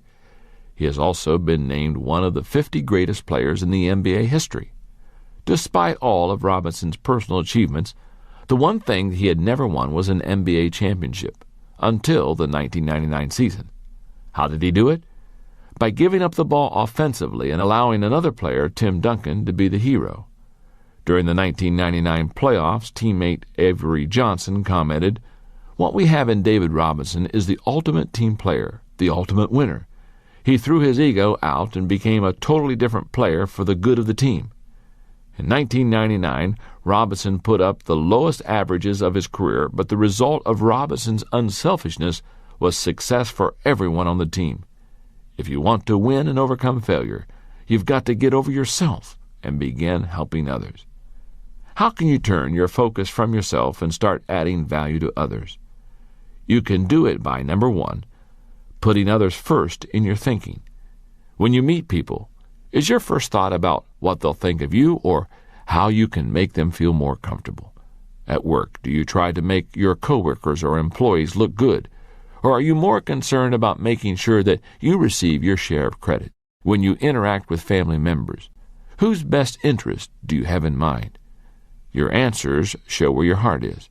In order to add value to others, you need to start putting others ahead of yourself in your mind and heart. If you can do it there, you will be able to put them first in your actions. Number two, finding out what others need. How can anyone add value to others if he or she doesn't know what they care about? Listen to people, ask them what matters to them, and observe them. If you can discover how people spend their time and money, you'll know what they value. And when you know people's values, you can add value to them. Number three, meeting the needs of others with excellence and generosity. The final step requires concrete action. Once you know what matters to people, do your best to meet their needs with excellence and generosity. Offer your best with no thought toward what you might receive in return. When I think of some of the great figures in history who were able to minister to people's needs and perform great service, one of the first who comes to my mind is John Wesley, the 18th century Briton who founded the Methodist movement. He was a great leader and served God unselfishly his entire life. But there's someone else in his family whom I consider to have been more selfless than he, and in fact made his achievements possible through her service. That person was John's mother, Susanna Wesley. At age 19, she married Samuel Wesley, a young clergyman who came to be regarded as one of the finest scholars of his day. They set up their household and they began their life together. Before long, Susanna bore them their first child, and then many more followed. Unfortunately, their hopes were greater than their prospects, and they spent nearly 50 years of marriage together, barely scraping by financially. In those days, middle-class women didn't work outside of the home. But Susanna had more than a full-time job nonetheless. She dedicated herself selflessly to caring for her family. She ran the household, managed the finances, and oversaw their modest farming efforts. And she did this while continuing to have numerous children. Over the course of 21 years, she gave birth to 19 children, and 10 of them survived. Despite all the work that Susanna Wesley performed for her family, the most important thing she did was educate her children. For 6 hours every day except Sunday, she dedicated herself to the moral and intellectual instruction of her 3 sons and 7 daughters. She made it the object of her life. Her acts were incredibly selfless, and in the process she had given up a lot. But the results found in her children speak for themselves. Charles was an influential clergyman and has been called one of the greatest hymn writers of all time. And John is considered by many to have shaped England more than any other person of his generation. In our current times, you may not be able to give your family the kind of time Susanna Wesley did, but that's not important. What matters is that you give all you can to the people who are important to you. And you can only do that if you learn to get over yourself. Be more concerned with what you can give rather than what you can get, because giving truly is the highest level of living. Step number 9 to failing forward. Get over yourself and start giving yourself. Chapter 10. Grasp the positive benefits of negative experiences. Working artists David Bayless and Ted Orland tell a story about an art teacher who did an experiment with his grading system for 2 groups of students. It is a parable on the benefits of failure. Here's what happened. The ceramics teacher announced an opening day that he was dividing the class into 2 groups. All those on the left side of the studio, he said, would be graded solely on the quantity of work they produced. All those on the right side solely on its quality. His procedure was simple. On the final day of class, he would bring his bathroom scales and weigh the work of the quantity group. 50 pounds of pots received an A, 40 pounds a B, and so on. And those being graded on quality, however, needed to produce only 1 pot, albeit a perfect one, to get an A. Grading time came, and a curious fact emerged. The works of the highest quality were all produced by the group being graded for quantity. It seems that while the quantity group was busily churning out piles of work and learning from their mistakes, the quality group had sat theorizing about perfection, and in the end had little more to show for their efforts than the grandiose theories of a pile of dead clay. It doesn't matter whether your objectives are in the area of art, business, ministry, sports, or relationships. The only way you can get ahead is to fail early, fail often, and fail forward. I teach leadership to thousands of people each year at numerous conferences. And one of my greatest concerns is always that some people will go home from the event and nothing will change in their lives. They enjoy the show but fail to implement any of the ideas that were presented to them. I tell people continually, we overestimate the event and we underestimate the process. Every dream that anyone has achieved came because of dedication to a process. People naturally tend toward inertia. That's why self-improvement is always a struggle. But that's also the reason that adversity lies at the heart of every success. The process of achievement comes through repeated failures and the constant struggle to climb to a higher level. Adversity and the failure that often results from it should not only be expected in the process of succeeding, they need to be viewed as an absolutely critical part of it. In fact, the benefits of adversity are many. Listen to some of the key reasons you should embrace adversity and persevere through it. Number 1, adversity creates resilience. Nothing in life breeds resilience like adversity and failure. A study in Time magazine in the mid-1980s described the incredible resilience of a group of people who had lost their jobs 3 times because of plant closings. Psychologists expected them to be discouraged, but they were surprisingly optimistic. Their adversity had actually created an advantage. Number 2, adversity develops maturity. As the world continues to change at a faster and faster rate, maturity with flexibility becomes increasingly important. Those qualities come from weathering difficulties. Harvard Business School professor John Cotter says, "I could imagine a group of executives 20 years ago discussing a candidate for a top job and saying, 'This guy had a big failure when he was 32. Everyone else would say, 'Yep, that's a bad sign.' I can imagine that same group considering a candidate today and saying, 'What worries me about this guy is that he's never failed.' The problems we face and overcome prepare our hearts for future difficulties." Number 3, adversity pushes the envelope of accepted performance. Lloyd Ogilvy says that a friend of his who was a circus performer in his youth described his experience learning to work on the trapeze. He said, "Once you know that the net below will catch you, you stop worrying about falling. You actually learn to fall successfully. What that means is you can concentrate on catching the trapeze swinging towards you and not on falling because repeated falls in the past have convinced you that the net is strong and reliable when you fall. The result of falling and being caught by the net is a mysterious confidence and daring on the trapeze. You fall less. Each fall makes you able to risk more."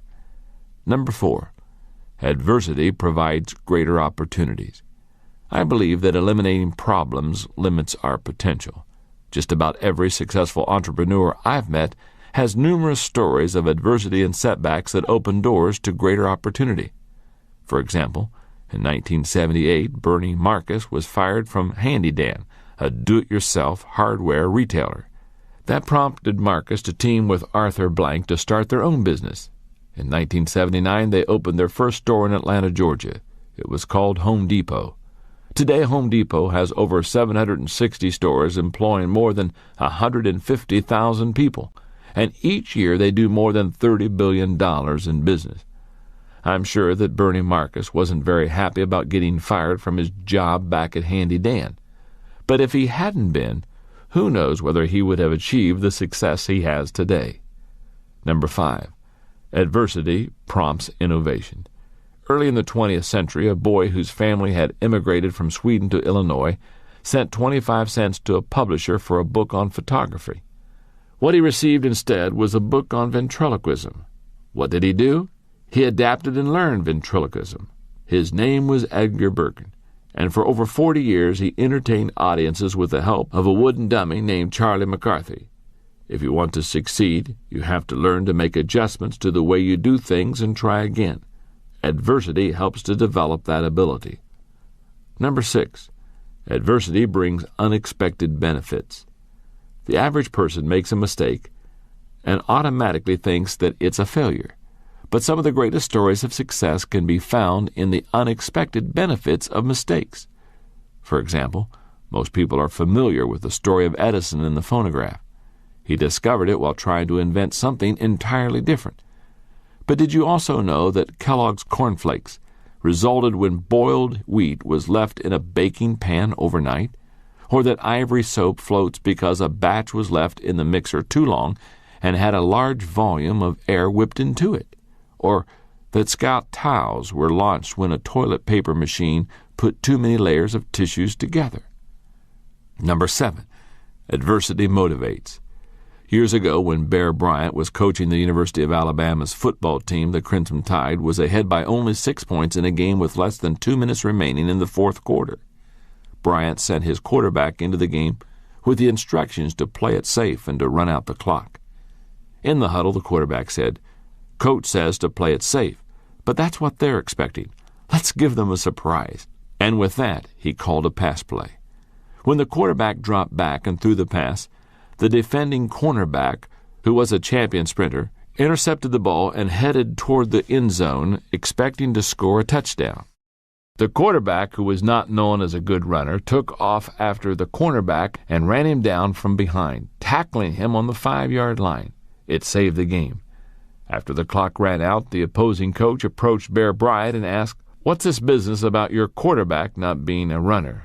Bear Bryant replied, "Well, your cornerback was running for 6 points. My quarterback, he was running for his life." Nothing can motivate a person like adversity. If you can step back from the negative circumstances you face in life, you will be able to discover that there are almost always positive benefits to your negative experiences. You simply have to be willing to look for them. Bill Vaughan says, "In the game of life, it's a good idea to have a few early losses, which relieves you of the pressure of trying to maintain an undefeated season. Always measure an obstacle next to the size of the dream that you're pursuing. It's all in how you look at it. Try, and you can find the good in every bad experience." One of the most incredible stories of adversity overcome and success gained is that of Joseph of the ancient Hebrews. You may be familiar with the story. He was born the 11th of 12 sons in a wealthy Middle Eastern family whose trade was raising livestock. As a teenager, Joseph alienated his brothers. First, he was his father's favorite, even though he was nearly the youngest. Second, he used to tell his father any time his brothers weren't doing their work properly with the sheep. And third, he made the mistake of telling his older brothers that one day he would be in charge of them. At first, a group of his brothers wanted to kill him, but the eldest Reuben prevented them from doing that. So when Reuben wasn't around, the others sold him into slavery. Joseph ended up in Egypt working in the house of a captain of the guard, a man named Potiphar. Before long, Joseph was running the entire household. He was making the best of a bad situation. But then things got worse. The wife of his master tried to persuade him to sleep with her. When he refused, she accused him of making advances to her and got Potiphar to throw Joseph in prison. But again he made the best of a tough situation. Before long, the warden of the prison had put Joseph in charge of all the prisoners and all the prison's daily activities. While in prison, Joseph got a chance to meet a fellow prisoner who had been an official from Pharaoh's court, the chief cupbearer. And Joseph was able to do him a favor by interpreting a dream the man had. And when he saw that the official was grateful, Joseph made a request of him in return, that he would convince Pharaoh to let him out of prison. Joseph had great hope a few days later when the official was returned to court and the good graces of the monarch. He expected any minute to receive word that Pharaoh was setting him free. But 2 years passed before the cupbearer remembered Joseph, and he did so only because Pharaoh wanted someone to interpret one of his dreams. In the end, Joseph was able to interpret Pharaoh's dreams, and because the Hebrews showed such great wisdom, the Egyptian ruler put Joseph in charge of the entire kingdom. When his brothers traveled to Egypt for relief from famine 20 years after selling him into slavery, they discovered that their brother Joseph was not only alive, but second in command of the most powerful kingdom in the world. Few people would welcome the adversity of 13 years in bondage as a slave and a prisoner, but as far as we know, Joseph never gave up hope and never lost his perspective, nor did he hold a grudge against his brothers. After their father died, he told them, "You intended to harm me, but God intended it for good to accomplish what is now being done, the saving of many lives." He found the positive benefits in his negative experiences, and if he can do it, so can we. Step number 10 to failing forward: find the benefit in every bad experience. Let's review now for a moment the first 10 steps to failing forward. Number 1, realize there is only one major difference between average people and achieving people. Number 2, learn a new definition of failure. Number 3, remove the you from failure. Number 4, take action and reduce your fear. Number 5, change your response to failure by accepting responsibility. Number 6, don't let the failure from outside get inside of you. Number 7, say goodbye to yesterday. Number 8, change yourself and your world changes. Number 9, get over yourself and start giving yourself. And step number 10 to failing forward, find the benefit in every bad experience. Take a moment before you go on in the book and look at those 10 steps to failing forward. Ask yourself, or maybe somebody that's with you, how well do I do on these 10 steps? Some, I'm sure that you are already successfully failing forward. Others, maybe instead of going forward, you're failing backward. Take a moment, evaluate yourself, work on the weak areas, evaluate these 10 steps so that you can confidently fail forward. Chapter 11. Take a risk. There's no other way to fail forward. Every era has its great explorers, people willing to face danger to break new ground and discover new worlds. The fuel that makes it possible for those people to conquer new territory is risk, as pioneer aviator Charles Lindbergh emphasized when he said, "What kind of man would live where there is no daring? I don't believe in taking foolish chances, but nothing can be accomplished if we don't take any chances at all." Risk is a funny thing. It's very subjective. Someone may have no trouble plunging off a high tower with a bungee cord attached to his leg, but that same person may look at speaking in front of a group of 20 people as a death-defying risk. To another person, speaking isn't intimidating at all. For example, I love to speak to groups. I've spoken to groups as large as 82,000 people, and it's wonderful. On the other hand, you couldn't get me to bungee jump. So how do you judge whether some activity is worth the risk? Do you base it on your fear? No, you should do some things that scare you. Should you base it on the probability of success? No, I don't think that's the answer either. Risk must be evaluated not by the fear it generates in you or the probability of your success, but by the value of the goal. Allow me to tell you the story of someone who pushed the envelope of risk in order to achieve goals that had great value to her. Her name was Amelia Earhart. She grew up in the Midwest and had a very ordinary childhood. While in her early 20s, she took her first plane ride at Doherty Field in Long Beach, California. She was hooked. She said, "As soon as we left the ground, I knew I myself had to fly." She immediately began working odd jobs to earn the $1,000 that would be required to take flying lessons, and it wasn't long before she was learning how to fly from Anita Snook, another pioneer flyer. Earhart found that learning to fly wasn't easy, or at least not for her, and she had more than her share of crashes, but she persevered. In 1921, Earhart made her first solo. The next year, she set the first of her many aviation records. She piloted planes because she loved to fly, but she also had an agenda. She was trying to break ground for others. She said, "My ambition is to have this wonderful gift produce practical results for the future of commercial flying and for the women who may want to fly tomorrow's planes." By 1935, Amelia Earhart was a seasoned world-class pilot and had done a lot of things to accomplish her goals of opening doors for women and legitimizing commercial aviation. She must have believed the motto of all great achievers, "If at first you do succeed, try something harder," because that's when she decided to embark on her greatest adventure. She intended to fly around the world. Her first leg took her from Oakland to Hawaii, but as she took off from Luke Field near Pearl Harbor, she blew a tire and crashed the plane, causing tremendous damage. She had failed, but she wasn't ready to give up. Her plane was shipped to California for repairs, and she planned out her next attempt. 2 years later, in June of 1937, she again started on her around-the-world voyage, this time heading east. For a month, she and her navigator, Frederick Noonan, made their way. At the end of June, they had flown 22,000 miles. When they took off from New Guinea on July the 2nd, they had great hope because there were only 7,000 miles to go. But they were never seen again. If anyone had been able to talk to Earhart about her last hours, I believe she would have not expressed any regret for attempting what she did.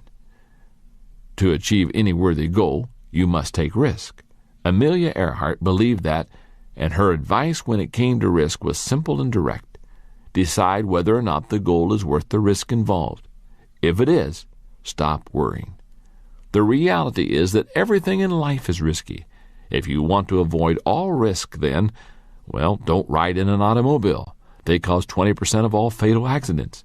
Don't travel by air, rail, or water. 16% of all accidents result from these activities. Don't walk in the street. 15% of all accidents occur there. And, well, I guess you shouldn't stay at home.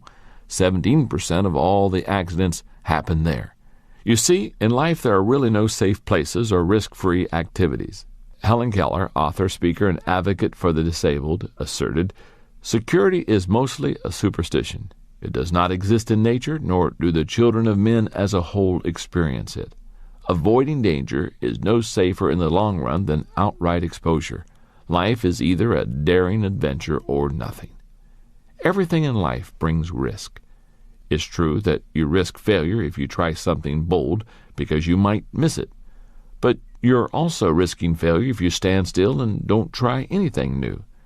As G.K. Chesterton said, "I do not believe in a fate that falls on men however they act, but I do believe in a fate that falls on them unless they act. The less you venture out, the greater your risk of failure. Ironically, the more you risk failure and actually fail, the greater your chances of success." If risk has such great potential rewards, then why aren't people embracing it as a friend? I believe they don't because they tend to fall into one or more of the following 6 traps. Number 1, the embarrassment trap. Deep down, nobody wants to look bad. And if you take a risk and fall flat on your face, you might embarrass yourself. But the only way to become better is to take steps forward, even shaky ones that cause you to fall down. Little progress is better than no progress at all. Success comes in taking many small steps. Number 2, the rationalization trap. People who get caught in the rationalization trap second-guess everything they do, and as they prepare to take action, they tell themselves it's really not that important. But the truth is, if you wait long enough, nothing is important. Sidney J. Harris says, "Regret for the things we did can be tempered by time. It is regret for the things we did not do that is inconsolable." Number 3, the unrealistic expectation trap. For some reason, many people think everything in life should be easy, and when they find out that achievement takes effort, they give up. But success takes hard work. There's a Latin proverb that says, "If there is no wind, row." As you prepare to take a risk, don't expect to get a favorable wind. Begin with a mindset that you have to row. Then, if you get some help, it will be a pleasant surprise. Number 4, the fairness trap. Psychologist M. Scott Peck begins his book, The Road Less Traveled, with the words, "Life's not fair. That's a fact." But many people never learn it. Instead of acknowledging it and moving on, they expend their energy trying to find fairness. They say to themselves, "I shouldn't have to be the one to do this." Number 5, the timing trap. Some people tend to think that there's a perfect time to do everything, and this isn't it. So they wait. But Jim Stovall advises, don't wait for all the lights to be green before you leave the house. If you wait for the perfect timing, you'll wait forever.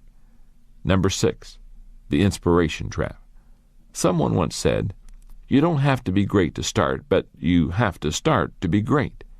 Many people want to wait for inspiration before they are willing to step out and take a risk. I find that especially true of people with an artistic bent. But as playwright Oscar Wilde says, when he was asked the difference between a professional writer and an amateur, the difference is that an amateur writes when he feels like it, a professional writes regardless.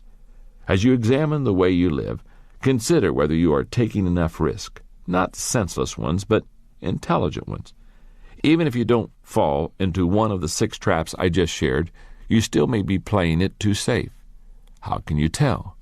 By looking at your mistakes. If you are succeeding in everything you do, then you're probably not pushing yourself hard enough. And that means you're not taking enough risks. Step number 11 in failing forward, if at first you do succeed, try something harder. Chapter 12. make failure your best friend. The idea that you can make failure your best friend may seem very odd to you, but the truth of the matter is that failure is either your friend or your enemy, and you are the one who chooses which. If you play a dirge every time you fail, then failure will remain your enemy. But if you determine to learn from your failures, then you actually benefit from them, and that makes failure your friend. If you repeatedly use your failures as springboards to success, then failure can become your best friend. And here's what I mean.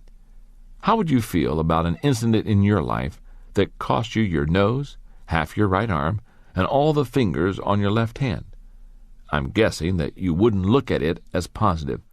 But that's what happened to Dr. Beck Weathers, and he sees that loss as the defining event in his life, the event that turned everything around for him. What event would cause a man to willingly embrace such a drastic disability? The answer can be found on Mount Everest. You see, Beck Weathers was one of the people on that peak during the now famous incident in 1996 when a blizzard suddenly came in and cost 12 people their lives. Weathers was 49 years old when he ascended Everest.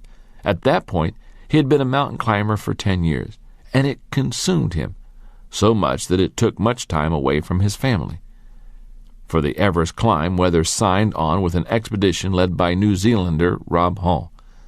Before the team got to the high camp at 26,000 feet, Weathers was doing fine. But as he ascended the peak on May 10th, Weathers realized that he was in trouble. As he went up the mountain, the altitude caused the lenses in his eyes to flatten out, and that made him blind. At the time, it seemed that the best decision would be for Weathers to wait where he was, then rejoin the crew as they came back down from the summit. While disappointing, it seemed to be the wisest choice. But it turned into a nightmare. A freak blizzard rapidly enveloped the mountain, dropping the temperature to about 50 degrees below zero and increasing winds to 70 miles per hour. Weathers got left behind on the mountain, and as hours passed, he lapsed into a hypothermic coma. Fellow climbers searched for Weathers for hours, and early in the morning on May 11th they actually found him. But he was covered with ice and barely breathing. They knew he would die, so they left him where he was and radioed to his wife that he was dead. No person has ever recovered out of a hypothermic coma and survived except Beck Weathers. Somehow he revived, got up, found his way, and staggered back into camp. His jacket was open. His face was black beyond recognition with frostbite, and his exposed right arm was marble white and frozen upright in front of him. Even after his miraculous return to camp, nobody thought Weathers would survive. But he kept pulling through. Back home in Dallas, he received medical attention. He underwent 10 surgeries where they amputated the fingers on his left hand, amputated his right arm near the elbow, and reconstructed a new nose using tissue from other parts of his body. Through it all, Weathers went through a radical learning process. He believes he traded his hands for something more valuable, lessons about himself, his values, and life. Beck Weathers' attitude reflects more than just gratitude for surviving a great tragedy that should have killed him. He displays a teachability that has allowed him to change his life for the better. He has failed forward by making hardship his best friend. Fortunately, you don't have to be left for dead on top of the world's highest mountain to become teachable and learn how to make failure your friend. You can do it from the safety of your own home. All it requires is the right attitude. Your attitude toward failure determines your altitude after failure. Some people never understand that. As Louis Armstrong once quipped, there are some people that if they don't know, you can't tell them. Teachability is a mindset that says no matter how much I know or think I know, I can learn from this situation. That kind of thinking can help you turn adversity into advantage. Anyone can make failure a friend by maintaining a teachable attitude and using a strategy for learning from failure. To turn losses into profits, I recommend that you ask the following questions every time you face adversity. Question number 1, what caused the failure? The situation, someone else, or myself? Where did things break down? Were you in a no-win situation? Did another person create the problem? Did you make a mistake? When Beck Weathers looked at his Mount Everest experience after the fact, he determined that he had made mistakes which led to his failure. Always begin the learning process by trying to identify the cause of a problem. Question number 2. Was what happened truly a failure, or did I just fall short? What we think is our fault may have really been an attempt to fulfill unrealistic expectations. It doesn't matter whether we place them on ourselves or someone else does. If a goal is unrealistic and we miss it, that is not a failure. Question number 3. What successes are contained in the failure? There's an old saying that states, "The gem cannot be polished without friction, nor man perfected without trials." No matter what kind of failure you experience, there is always a potential jewel of success contained in it. Sometimes it may be difficult to find, but you can discover it if you are willing to look for it. Question number 4. What can I learn from what happened? I enjoy reading the comic strip Peanuts by Charles Schulz. One of my favorites has Charlie Brown at the beach building a beautiful sandcastle. As he stands back to admire his work, it is suddenly consumed by a huge wave. Looking at the smooth sand mound that has been his creation a moment before, he says, "There must be a lesson here, but I don't know what it is." That's the way many people approach adversity. They are so consumed by the events they experience that they become bewildered and miss the whole learning experience. But there is always a way to learn from failures and mistakes. Poet Lord Byron was right when he stated, "Adversity is the first path to truth." Question number 5. Am I grateful for the experience? One of the ways to maintain a teachable mindset is to cultivate an attitude of gratitude, and that's possible even in the face of great disappointment. For example, American sprinter Eddie Hart missed a preliminary heat for the 100-meter sprint in the 1972 Olympics in Munich. As a result, he lost his chance to win an individual gold medal. But he said it made him all the more grateful for the medal he received as a member of the relay team, and for the lesson it taught him about living with defeats. As you come away from failure, try to cultivate a similar sense of gratitude. Question number 6. How can I turn this into a success? Author William Marston says, "If there is any single factor that makes for success in living, it is the ability to draw dividends from defeat. Every success I know has been reached because the person was able to analyze defeat and actually profit from it in the next undertaking. Determining what went wrong in a situation has value, but taking that analysis another step and figuring out how to use it to your benefit is the real difference maker when it comes to failing forward." Question number 7. Who can help me with this issue? People say there are 2 kinds of learning: experience, which is gained from your own mistakes, and wisdom, which is learned from the mistakes of others. I recommend that you learn from the mistakes of others as much as possible. After all, you will never live long enough to make them all yourself. Seek advice, but make sure it's from someone who has successfully handled his or her failures. Question number 8. Where do I go from here? Once all the thinking is done, you've got to figure out what to do next. In their book, Everyone's a Coach, Don Shula and Ken Blanchard state, learning is defined as a change in behavior. You haven't learned a thing until you take action and use it. When you're able to learn from any bad experience and thereby turn it into a good experience, you make a major transition in life. For years, I've taught something that I think gives great insight on the subject of change. It says this: people change when they hurt enough that they have to, learn enough that they want to, and receive enough that they are able to. I learned the truth of that statement on a whole new level on December 18, 1998. While at my company's Christmas party, I felt an excruciating pain in my chest, and I suffered a serious heart attack. I honestly thought I wasn't going to make it that night. Although my heart attack was a painful and surprising experience, I feel that God was very good to me in that process.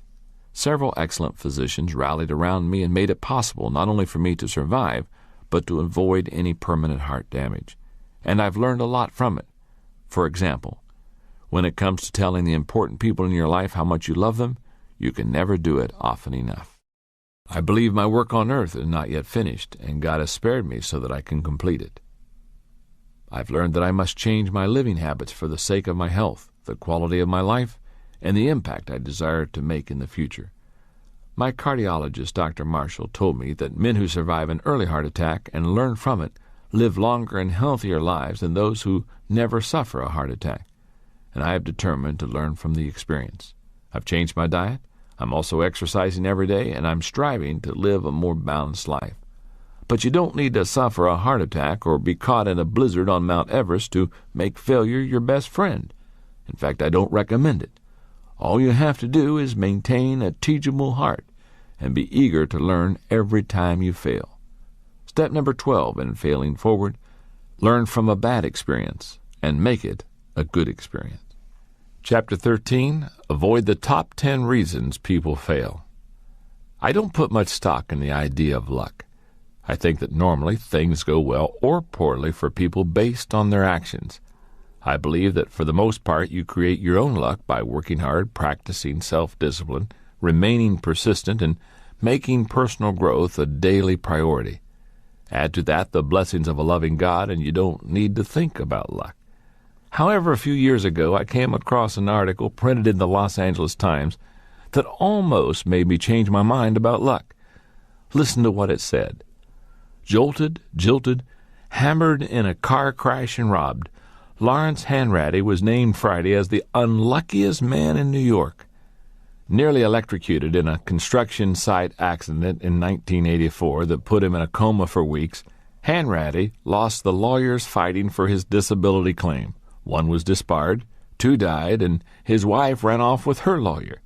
Hanratty, who was spent years fighting heart and liver disease, had his car wrecked in a crash last year, and when police left the scene of the accident, he was held up and robbed.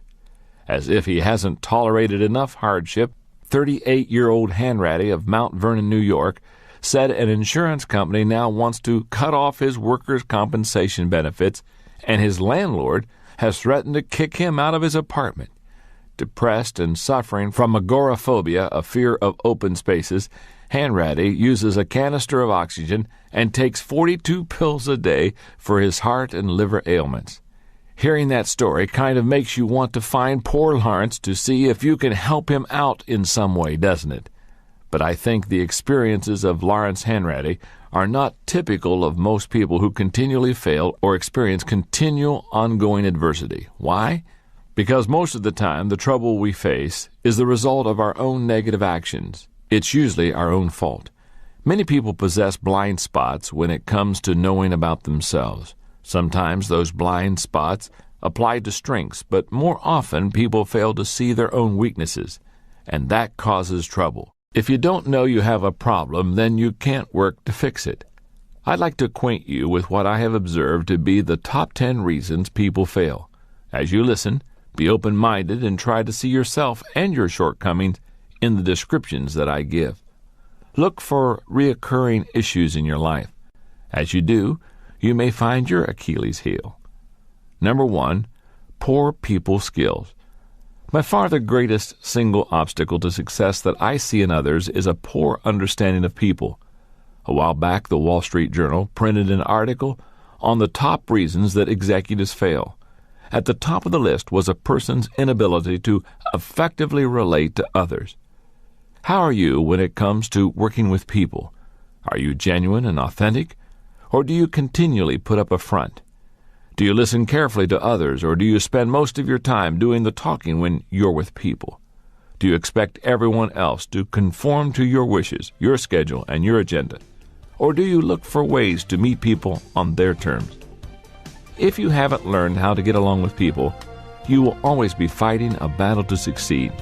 However, if you can make people skills a strength, it will take you farther than any other skill you develop.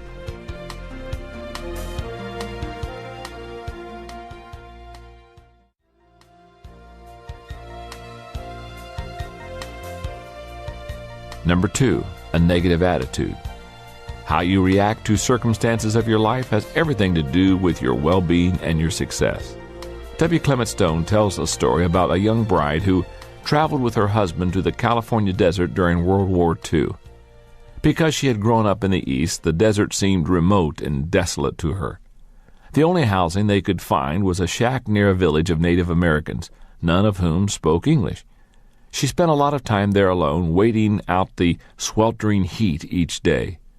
When her husband was gone for a long period, she wrote her mother to say that she was returning home. A few days later, she received a reply that said, "Two men looked from prison bars. One saw mud, the other stars." Those words helped the young woman to see things more clearly.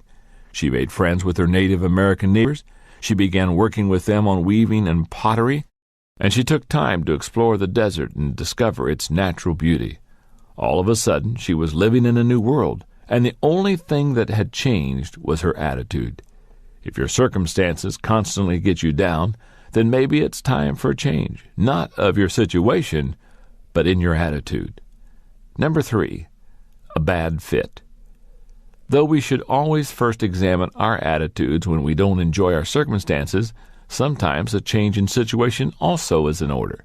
Sometimes a case of mismatched abilities, interests, personality, or values can be a major contributor to chronic failure. Few things in life are more frustrating than being stuck in a profession or organization that doesn't suit you. Evaluate yourself and your situation. If there is a poor fit, think about making a change. Number 4, lack of focus. Bad things happen when a person doesn't focus. Anybody can make an honest mistake when things get hectic, but people lacking focus have trouble not because they're too busy, but because their priorities are out of whack, and that wastes their time and resources. If you find yourself going from task to task without making any progress, or you can't seem to reach a goal no matter how much effort you give it, examine your focus. No one can move forward without it. Number 5, weak commitment. For a long time, it seemed that apathy was chic, but effort and commitment seemed to be coming back into style. And that's a good thing, because without commitment, you cannot accomplish anything of value. The last time you failed, did you stop trying because you failed, or did you fail because you stopped trying? What was your level of commitment? If you're committed, then when you fail, it doesn't mean that you'll never succeed. It just means that it will take you longer. Commitment makes you capable of failing forward until you reach your goals. Number 6, unwillingness to change. Perhaps the greatest enemy to achievement, personal growth, and success is inflexibility. Some people seem to be so in love with the past that they can't deal with the present. You don't have to love change in order to be successful, but you do need to be willing to accept it. Change is the great catalyst for personal growth.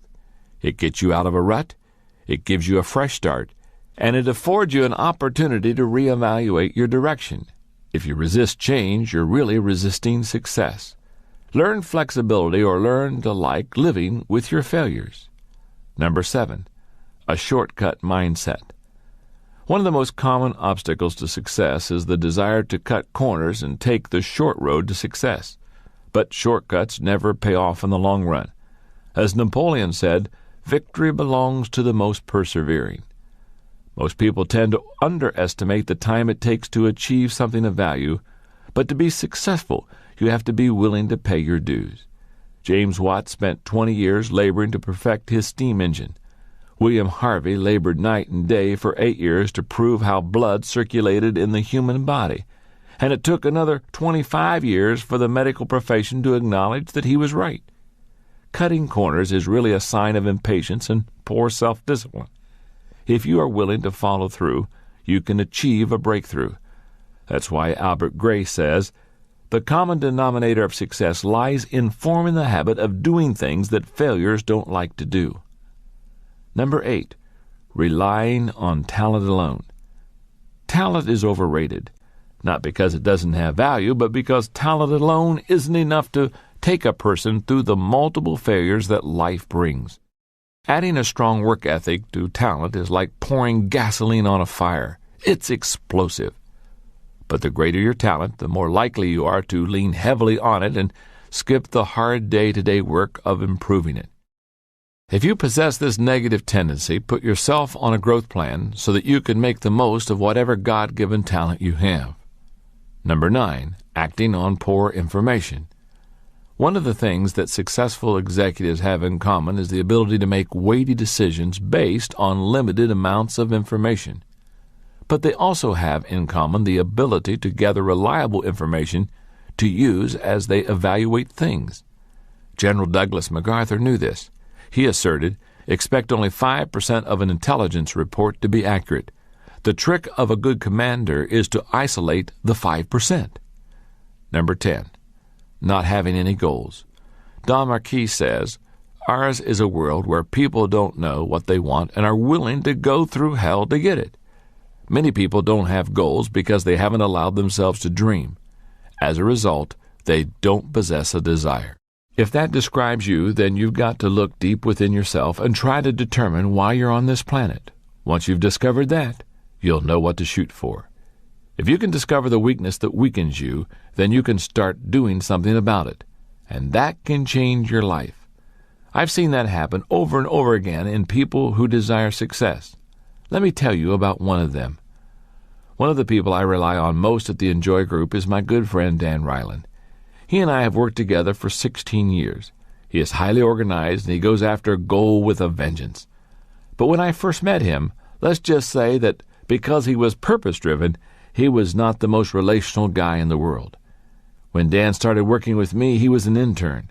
I remember one day at the office, soon after he started working at the church, I was standing in the lobby having a conversation with a group of people, and Dan came in from a parking lot with his carefully arranged briefcase. He walked right through the group of us and didn't say a word. I excused myself from the group, and I followed him. Dan set his briefcase down on his desk, and when he turned around, he was surprised to see that I was standing there. I asked him why he had walked by the group of us without saying a word. He replied that he had lots of work to do. Then I looked him straight in the eye and said, "You just passed your work." Over the next few years, Dan and I worked together on his relationships with people. Today, if you were to meet Dan, you would think that his ability to work with people is a natural strength because he is so good at it. And if I have a tricky assignment that requires someone with exceptional people skills to carry it out, do you know who my first choice is? Dan. And that has become possible because of his willingness to grow and change. He has taken a weakness and turned it into a strength. If you are dedicated to overcoming failure and achieving lasting success, then you need to be willing to do the same. Work on that weakness that weakens you, and there is no telling how far you will go. Step number 13 to failing forward, work on the weakness that weakens you. Chapter 14. The little difference between failure and success makes a big difference. Most unsuccessful people believe that a huge gaping chasm stands between them and success. They suspect deep down that they will never be able to cross that void and get to the other side in achieving their dreams. But I want to let you in on a little secret. There's not much difference between failure and success, and the little difference there is makes a big difference. What creates that difference? Let me share a story with you, and you will be able to guess what the difference maker is. I think everybody in the United States has heard of Macy's department store, thanks to their famous Thanksgiving Day parade and the movie Miracle on 34th Street. But fewer people know about the man who founded the store in 1858. His name was R.H. Macy. The son of a sea captain, Macy was born in Nantucket at a time when whaling was keen. In his early years, he worked several odd jobs, including a 4-year stint on a whaling ship and 6 months as a printer's apprentice. But his ambitions were higher. That's when he decided to try his hand at retail trade. With the money he saved from his time at sea, he opened a small thread and needle store in Boston. His hopes were high and his work ethic was strong, but the business failed within a year. For the next several years, Macy tried various endeavors, but all of them eventually ended in failure. For example, he opened 2 more retail stores in Boston, but failed to make a profit each time. He traveled to California in the gold rush, but failed to strike it rich. He sold supplies to the miners of the gold rush, but when the gold ran out, so did his business. Twice more he opened up dry goods stores in Boston, but twice he struggled to keep up with the competition, and eventually he declared bankruptcy. He worked as a stockbroker, but only achieved minimal success in the difficult economy. He tried real estate, but again had little success. Finally, following a real estate investment disaster, a friend convinced Macy to return to the retail trade. This time he decided to try his luck in Manhattan, and that was to make a tremendous difference. In 1858, R.H. Macy opened a fancy dry goods store. After only 12 months, he was grossing $80,000 a year. By the 1870s, the store averaged over $1 million in sales per year.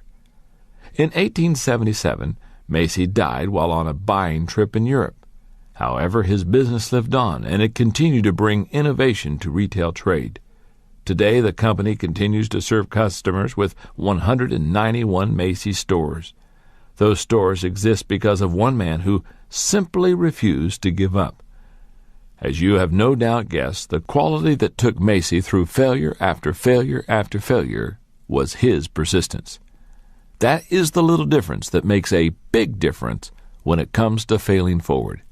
It separates those who achieve success from those who only dream about it. Nothing worth achieving comes easily. The only way to fail forward and achieve your dreams is to cultivate tenacity and persistence. But to begin cultivating those qualities, you need a strategy. And that's what I want to share with you now, a 4-point plan for approaching achievement that will encourage stamina and resilience in the face of failures. Number 1, find a purpose. More than anything else, what keeps a person going in the midst of adversity is having a sense of purpose. It is the fuel that powers persistence.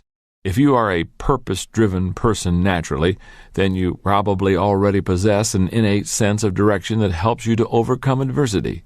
But if you're not, then you need some help. Use the following simple steps to help you develop a desire. Letter A, get next to people who possess great desire. B, develop discontent with the status quo.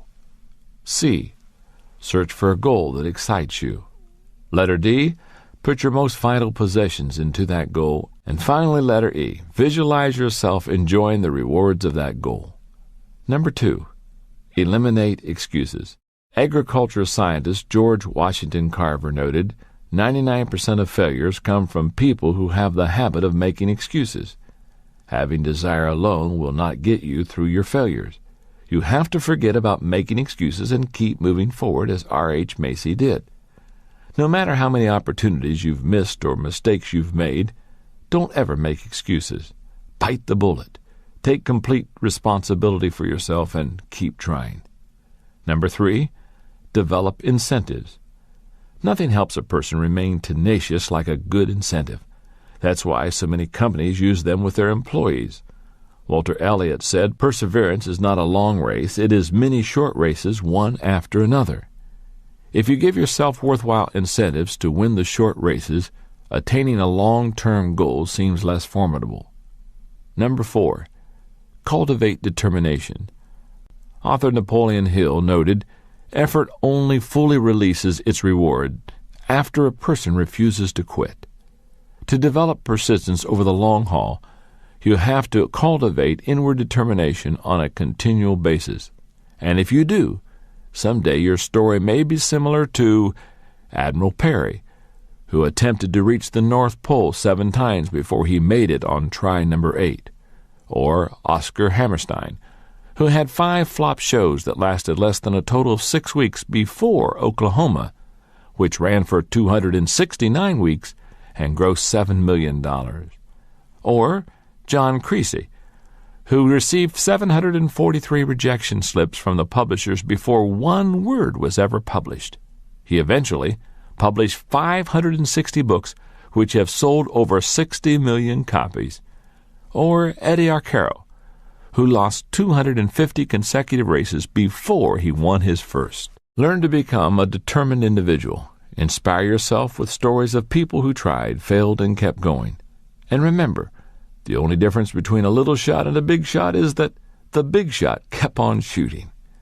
When it comes to persistence, one of the most remarkable people I've ever known is Orville Redenbacher, the popcorn king. Redenbacher was born on a farm in Jackson Township, a few miles south of Brazil, Indiana, in 1907. At age 12, he started growing popcorn in addition to his numerous chores. In time, his additional crop brought in $150 a month, most of which was set aside for his college. In 1924, he graduated from high school, the first person in his family to do so. He received an appointment to West Point, but instead, he went to Purdue. His ambition was to become a county agent. Times were tough, and coming from a farming family meant that he didn't have much money. So Redenbacher worked hard and did lots of odd jobs for the university in the agricultural department, including some experiments with popcorn hybrids.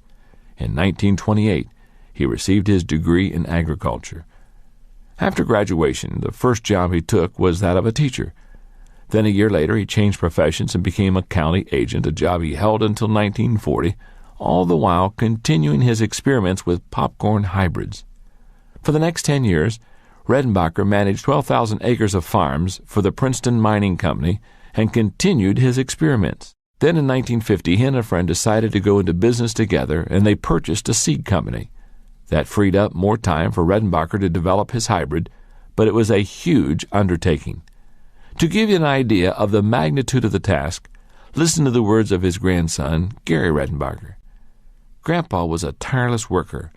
Those who have ever tried to hybridize a rose or any other plant know that it's just a matter of dogged determination and time. I tell people to imagine that they are in a football stadium full of fans.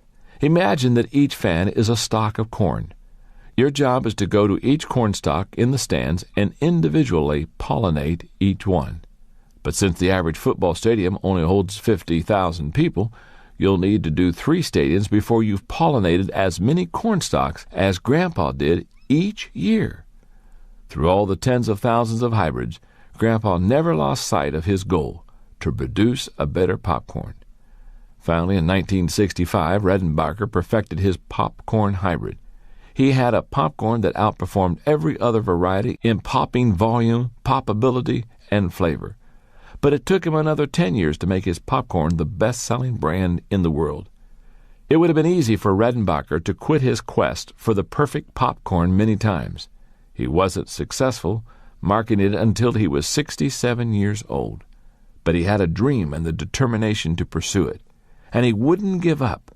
When asked about his philosophy, he said, "I followed the classic homespun principles. Never say die. Never be satisfied, be stubborn, be persistent. Integrity is a must. Anything worth having is worth striving for with all your might. If you desire to succeed, realize that there is not much difference between success and failure. If you are willing to be doggedly persistent, you can be a success." Step number 14 in failing forward. Understand there's not much difference between failure and success. Chapter 15. It's what you do after you get back up that counts. Although persistence is important, it isn't the only key to success. I think you need persistence plus something more. It's just like the old saying about boxers, that a champion gets up one more time than he gets knocked down. While that may be true, if that's the only thing he does, he may finally win, but not before getting his brains beat out. Who wants that? He's much better off if he needs to get up off of the mat only a few times. He does that by figuring out how to knock out his opponent. That's what Milton Bradley did, in a manner of speaking. He figured out what to do so that he wouldn't continue falling down. He started out his career at age 20 as a draftsman. That was in 1856. By 1860, he had earned enough money to buy a printing press and go into business for himself as a lithographer. His first great product idea was to lithograph the newly elected President Abraham Lincoln. As soon as he offered the print for sale, the orders started flooding in. And he would have kept making money except for one problem. His print was of a clean-shaven Lincoln, but the new president had grown a beard. It nearly ruined Bradley. While he was trying to cope with his first major setback, he decided to try selling something different, a game. He had a concept for a game he called the checkered game of life, which taught moral values. He designed the game himself and printed up copies, and the game sold well. In fact, that first year he sold 40,000 copies. That first success gave him a new direction in life. he turned his attention to producing games and other materials that instructed people while entertaining them. Primarily, that meant games. But it wasn't long before he wanted to expand more intentionally into educational resources. A new concept to America had come across the Atlantic Ocean from Germany called kindergarten, and Bradley became very excited by it. Bradley saw the great educational potential of kindergarten for children and the potential market for materials to teach them. In time, Bradley became one of kindergarten's chief proponents. He produced numerous materials and even published the influential journal Kindergarten Review. He made a difference in the lives of thousands upon thousands of children. Maybe you're someone who has developed the persistence and resilience to keep getting up when you get knocked down. But you're getting weary of dragging yourself back onto your feet again and again without making any progress. You may be physically and emotionally exhausted. If so, it's because you need to do more than just get back up. What you need is a plan that will help you determine what to do after you've gotten back up. Try using these 7 simple steps based on the acronym FORWARD. The letter F stands for Finalize Your Goal. In the last chapter, I wrote about the importance of having purpose in developing a desire. The next step is to settle on a definite goal you may want to reach. The boxer in the ring who gets back up has as his goal knocking out his opponent. Milton Bradley had his, to produce educational products for kindergarten students. You need to determine what your goal is. Recognize that the goal shapes the plan shapes the action achieves the results bring success. The letter O stands for Order Your Plans. The saying is old, but it's true. By failing to prepare, you are preparing to fail. There is no guarantee that what you plan will be carried out in the way that you envision it. But if you neglect to plan, your chances of success are very slim. The letter R stands for Risk Failing by Taking Action. Planning alone won't bring success. The other half of the battle is taking action. Conrad Hilton said, "Success seems to be connected with action. Successful people keep moving." Moving forward on a plan and actually doing it always involves risk. And that's good, because nothing of value is achieved without risk. The letter W stands for Welcome Mistakes. By now you realize that mistakes are not to be avoided but embraced. They are signals that you're moving into new territory, breaking new ground, making progress. As the old English proverb states, he who makes no mistakes never makes anything. The letter A stands for Advance Based on Your Character. Every time you face mistakes, an attempt to move forward in spite of them is a test of character. That's because there always comes a time when giving up is easier than standing up, when giving in looks more attractive than digging in. And in those moments, character may be the only thing you have to draw on to keep you going. After you've been knocked down, and you've had the will to get back up, the intelligence to plan your comeback, and the courage to take action, know that you will experience a defining moment, and it will define you, as an achiever or as someone who quit. The letter R stands for Reevaluate Your Progress Continually. The value of fighting through the difficult times and overcoming mistakes is that you have the opportunity to learn and adjust. Katie Payne, CEO of the Delahaye Group, says, "Business culture teaches us never to admit our mistakes, but to bury them instead, or to blame somebody else. And most personal and project reviews don't really do much to uncover mistakes. If we wait until we've finished a project to conduct a post-mortem, people will forget the mistake, or they'll build up a grudge against the coworker. Either way, we lose a learning opportunity." The letter D stands for Develop New Strategies to Succeed. Lester Thurlow said, "A competitive world has 2 possibilities for you. You can lose, or if you want to win, you can change. Once you develop a plan and put it into action, you're not done. In fact, if you want to succeed, you're never done. Success is in the journey, the continual process. And no matter how hard you work, you will not create the perfect plan nor execute it without error. You will never get to the point where you no longer make mistakes, But that's okay. Failures are milestones on the success journey. Each time you plan, risk, fail, reevaluate, and adjust, it gives you another opportunity to begin again, only better than the last time. As 67-year-old Thomas Edison said after he watched his laboratory burn to the ground, "Thank goodness all our mistakes were burned up. Now we can start again fresh." Starting over usually isn't easy, to say the least, but it sure can bring incredible results. I was reminded of that on a trip I took to Asia in the fall of 1999. My favorite stop on that trip was in Singapore. It's incredible. It's the most modern country in the world. Our tour guide, Susanna Fu, told us that Singapore was part of the British Empire for more than a century. After World War II, as the British granted independence to more and more members of their former empire, the people of Singapore began to think about their own independence, but the British were skeptical. Singapore had no natural resources and no experience in government. In 1959, when Singapore was granted its independence, the country didn't do well.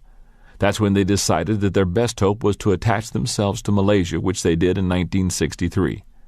But the Malaysians didn't get along well with the people of Singapore, and after 2 years, Malaysia severed ties with them. The country's leader, Prime Minister Lee Kuan Yew, felt that the country had been cast adrift, with few prospects and little hope. There was only one thing to do: work themselves out of the horrible situation that they were in. Yew wrestled with the problems until he had a plan. Number 1, bring in industry. His first objective was to bring in industries that would employ many low-skilled workers so that the people would have jobs. 2, create public housing. He wanted the people's quality of living to improve and to inspire them. They would move into better housing, but they would pay for it themselves. Number 3, send people to school. The only way for the country to improve was for the people to improve themselves. He would make education affordable for everyone. Number 4, set up a banking system.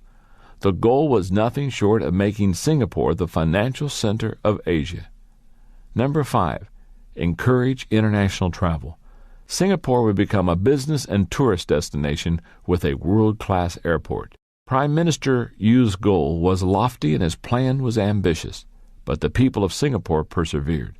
First, they received hundreds of millions of dollars in loans from the World Bank and the countries of England and Japan. Next, they started bringing in experts from around the world to help them, carefully selecting representatives from countries who led their fields.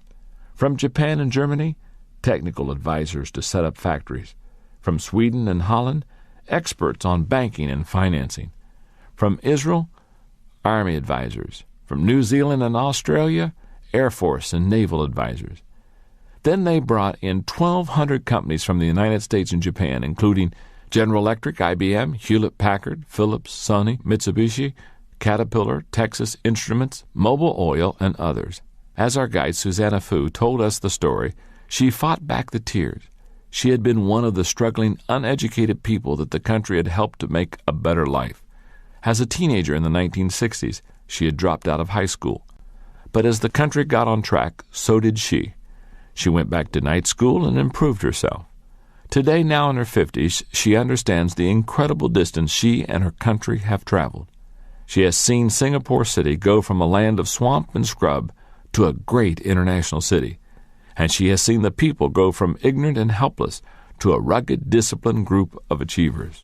I'm not sure when I will get back to Singapore, but as I left, I realized that I would not forget Susanna Fu or her beautiful city. In all the countries and cities I've ever been, no place better exemplified what it means to fail forward. Step number 15 in failing forward: get up, get over it, and get going. Chapter 16. Now you're ready to fail forward. Well, now you know what it takes to fail forward. I believe wholeheartedly in what I've shared with you. Let's review all 15 steps to failing forward. Number 1, realize there's one major difference between average people and achieving people. Number 2, learn a new definition of failure. Number 3, remove the you from failure. Number 4, take action and reduce your fear. Number 5, change your response to failure by accepting responsibility. Number 6, don't let failure from outside get inside of you. Number 7, say goodbye to yesterday. Number 8, change yourself and your world changes. Number 9, get over yourself and start giving yourself. Number 10, find the benefit in every bad experience. Number 11, if at first you do succeed, try something harder. Number 12, learn from a bad experience and make it a good experience. Number 13, work on the weakness that weakens you. Number 14, understand there's not much difference between failure and success. And number 15, get up, get over it, and get going. Those are the steps. But I have to say that they may not really hit home with you until you see them in the life of somebody you consider to be a lot like you. Let me tell you about a friend of mine named Dave Anderson. Dave is an entrepreneur that I met at a leadership conference that I recently taught in Kenosha, Wisconsin. When you hear a little bit about him, you may think that everything he touches turns to gold. Dave's net value, $30 million. Education, master's degree from Harvard University. His current position, the chairman of Famous Daves of America, a company with 3,000-plus employees and annual sales of $41.6 million. Some career highlights? He founded Famous Daves of America and took the company public. He co-founded the Rainforest Cafe and took it public. He was named Emerging Entrepreneur of the Year by Ernst & Young. He was the director and executive vice president of an organization judged the fastest-growing company in America by Fortune magazine. He has helped create over 18,000 jobs so far in his career through his vision, leadership, and ability to see opportunity.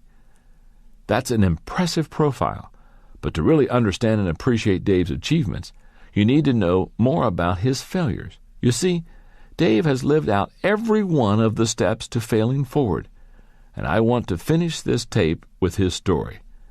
And along the way, I'll tell you how the steps to failing forward fit into his life.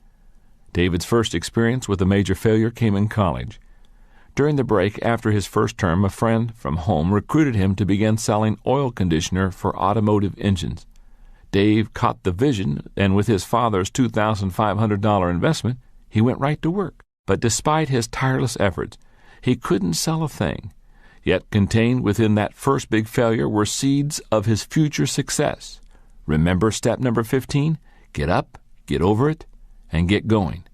First, Dave believed that he could be successful. Now, that's step number 6, don't let failure from outside get inside of you.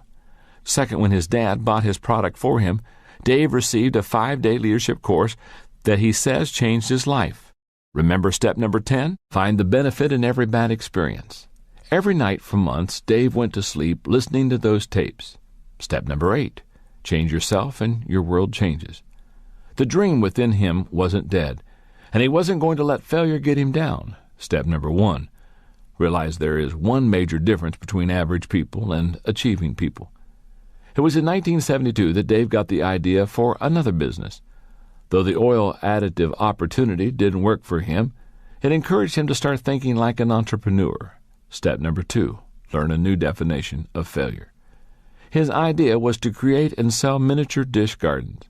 He scraped together a few dollars and bought the materials to make up a few samples. Then he went out and talked to retailers, trying to get them to buy them. For the next 7 years, he operated out of his basement and worked like a madman. He put in long hours, 7 days a week. When his retail florist customers experienced their heavy crunch times, such as around Mother's Day and Valentine's Day, he would go into their shop, sweep up, clean out coolers, and do other chores for them to help them out. By age 21, he had accounts with every major retail florist in the city of Chicago. But there were more hard times to come. If you're from the Midwest, you probably remember the winter of 1979. It was one of the worst on record. The snowstorm that hit Chicago was horrible, and the drifts were so high that many side streets were closed for months. A lot of businesses went under that year, including Dave's. Florists didn't buy much in the middle of the blizzard. Many of Dave's customers not only weren't buying from him, but weren't paying him for the money they owed for orders that they had already received, and he had to file for bankruptcy. After Dave lost his business, he knew he needed to find work to support himself. Remember step number 5? Change your response to failure by accepting responsibility.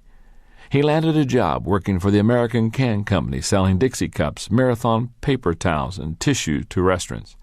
To get his foot in the door, he took their worst territory. Step number 4, take action and reduce your fear. He put to work the same principles and tenacity that he had in the wholesale floral industry. Step number 14, understand there's not much difference between failure and success. He made a lot of mistakes, experienced much rejection, and lost many sales. But he worked like crazy and kept learning. Step number 13, work on the weakness that weakens you. In 6 months, he took a territory that had been in last place and made it number 1 in the company. He regained momentum. Step number 7, say goodbye to yesterday. He also discovered that his past failure didn't brand him for life. Step number 3, remove the you from failure.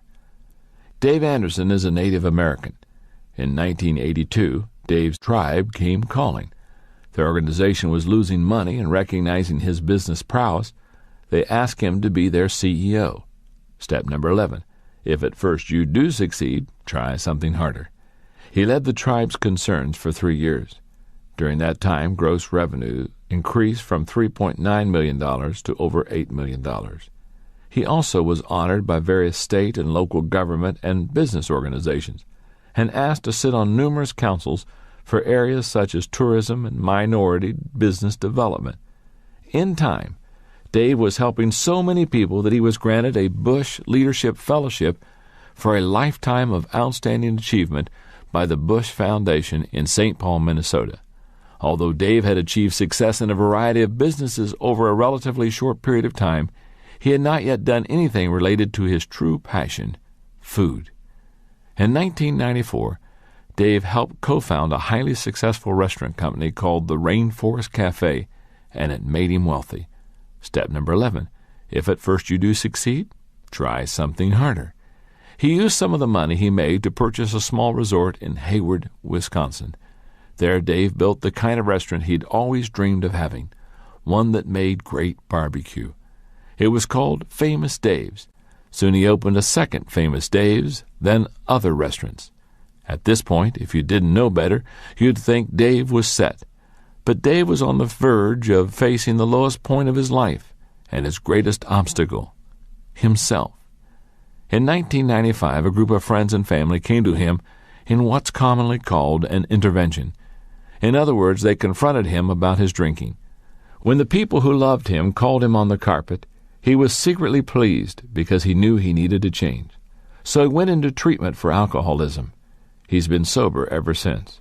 Dave knew he needed to change, and in the years since he turned his life around, he has seen lots of change in himself.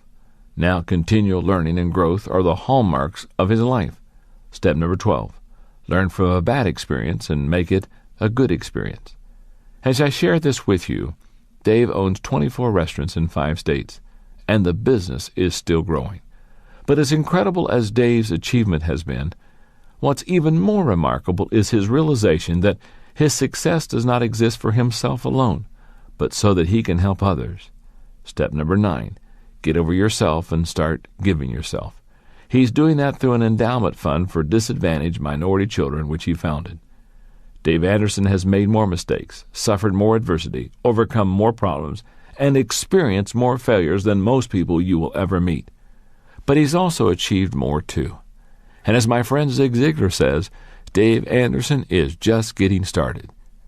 The next time you look at successful people and find yourself envying what they have achieved, recognize that they have probably gone through a lot of negative experiences that you cannot see on the surface. There's an old joke that says, never ask what's in a hot dog while you're eating one. The idea is that if you did know what's in it, you'd never want to eat one again. A lot of failure goes into success. If you really want to achieve your dreams, I mean really achieve them, not just daydream or talk about them, you've got to get out there and fail.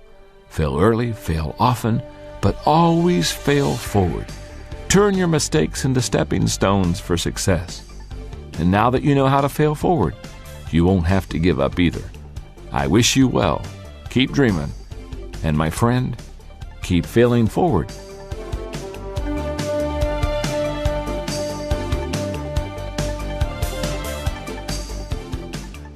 That concludes Failing Forward, Turning Mistakes into Stepping Stones for Success by John C. Maxwell.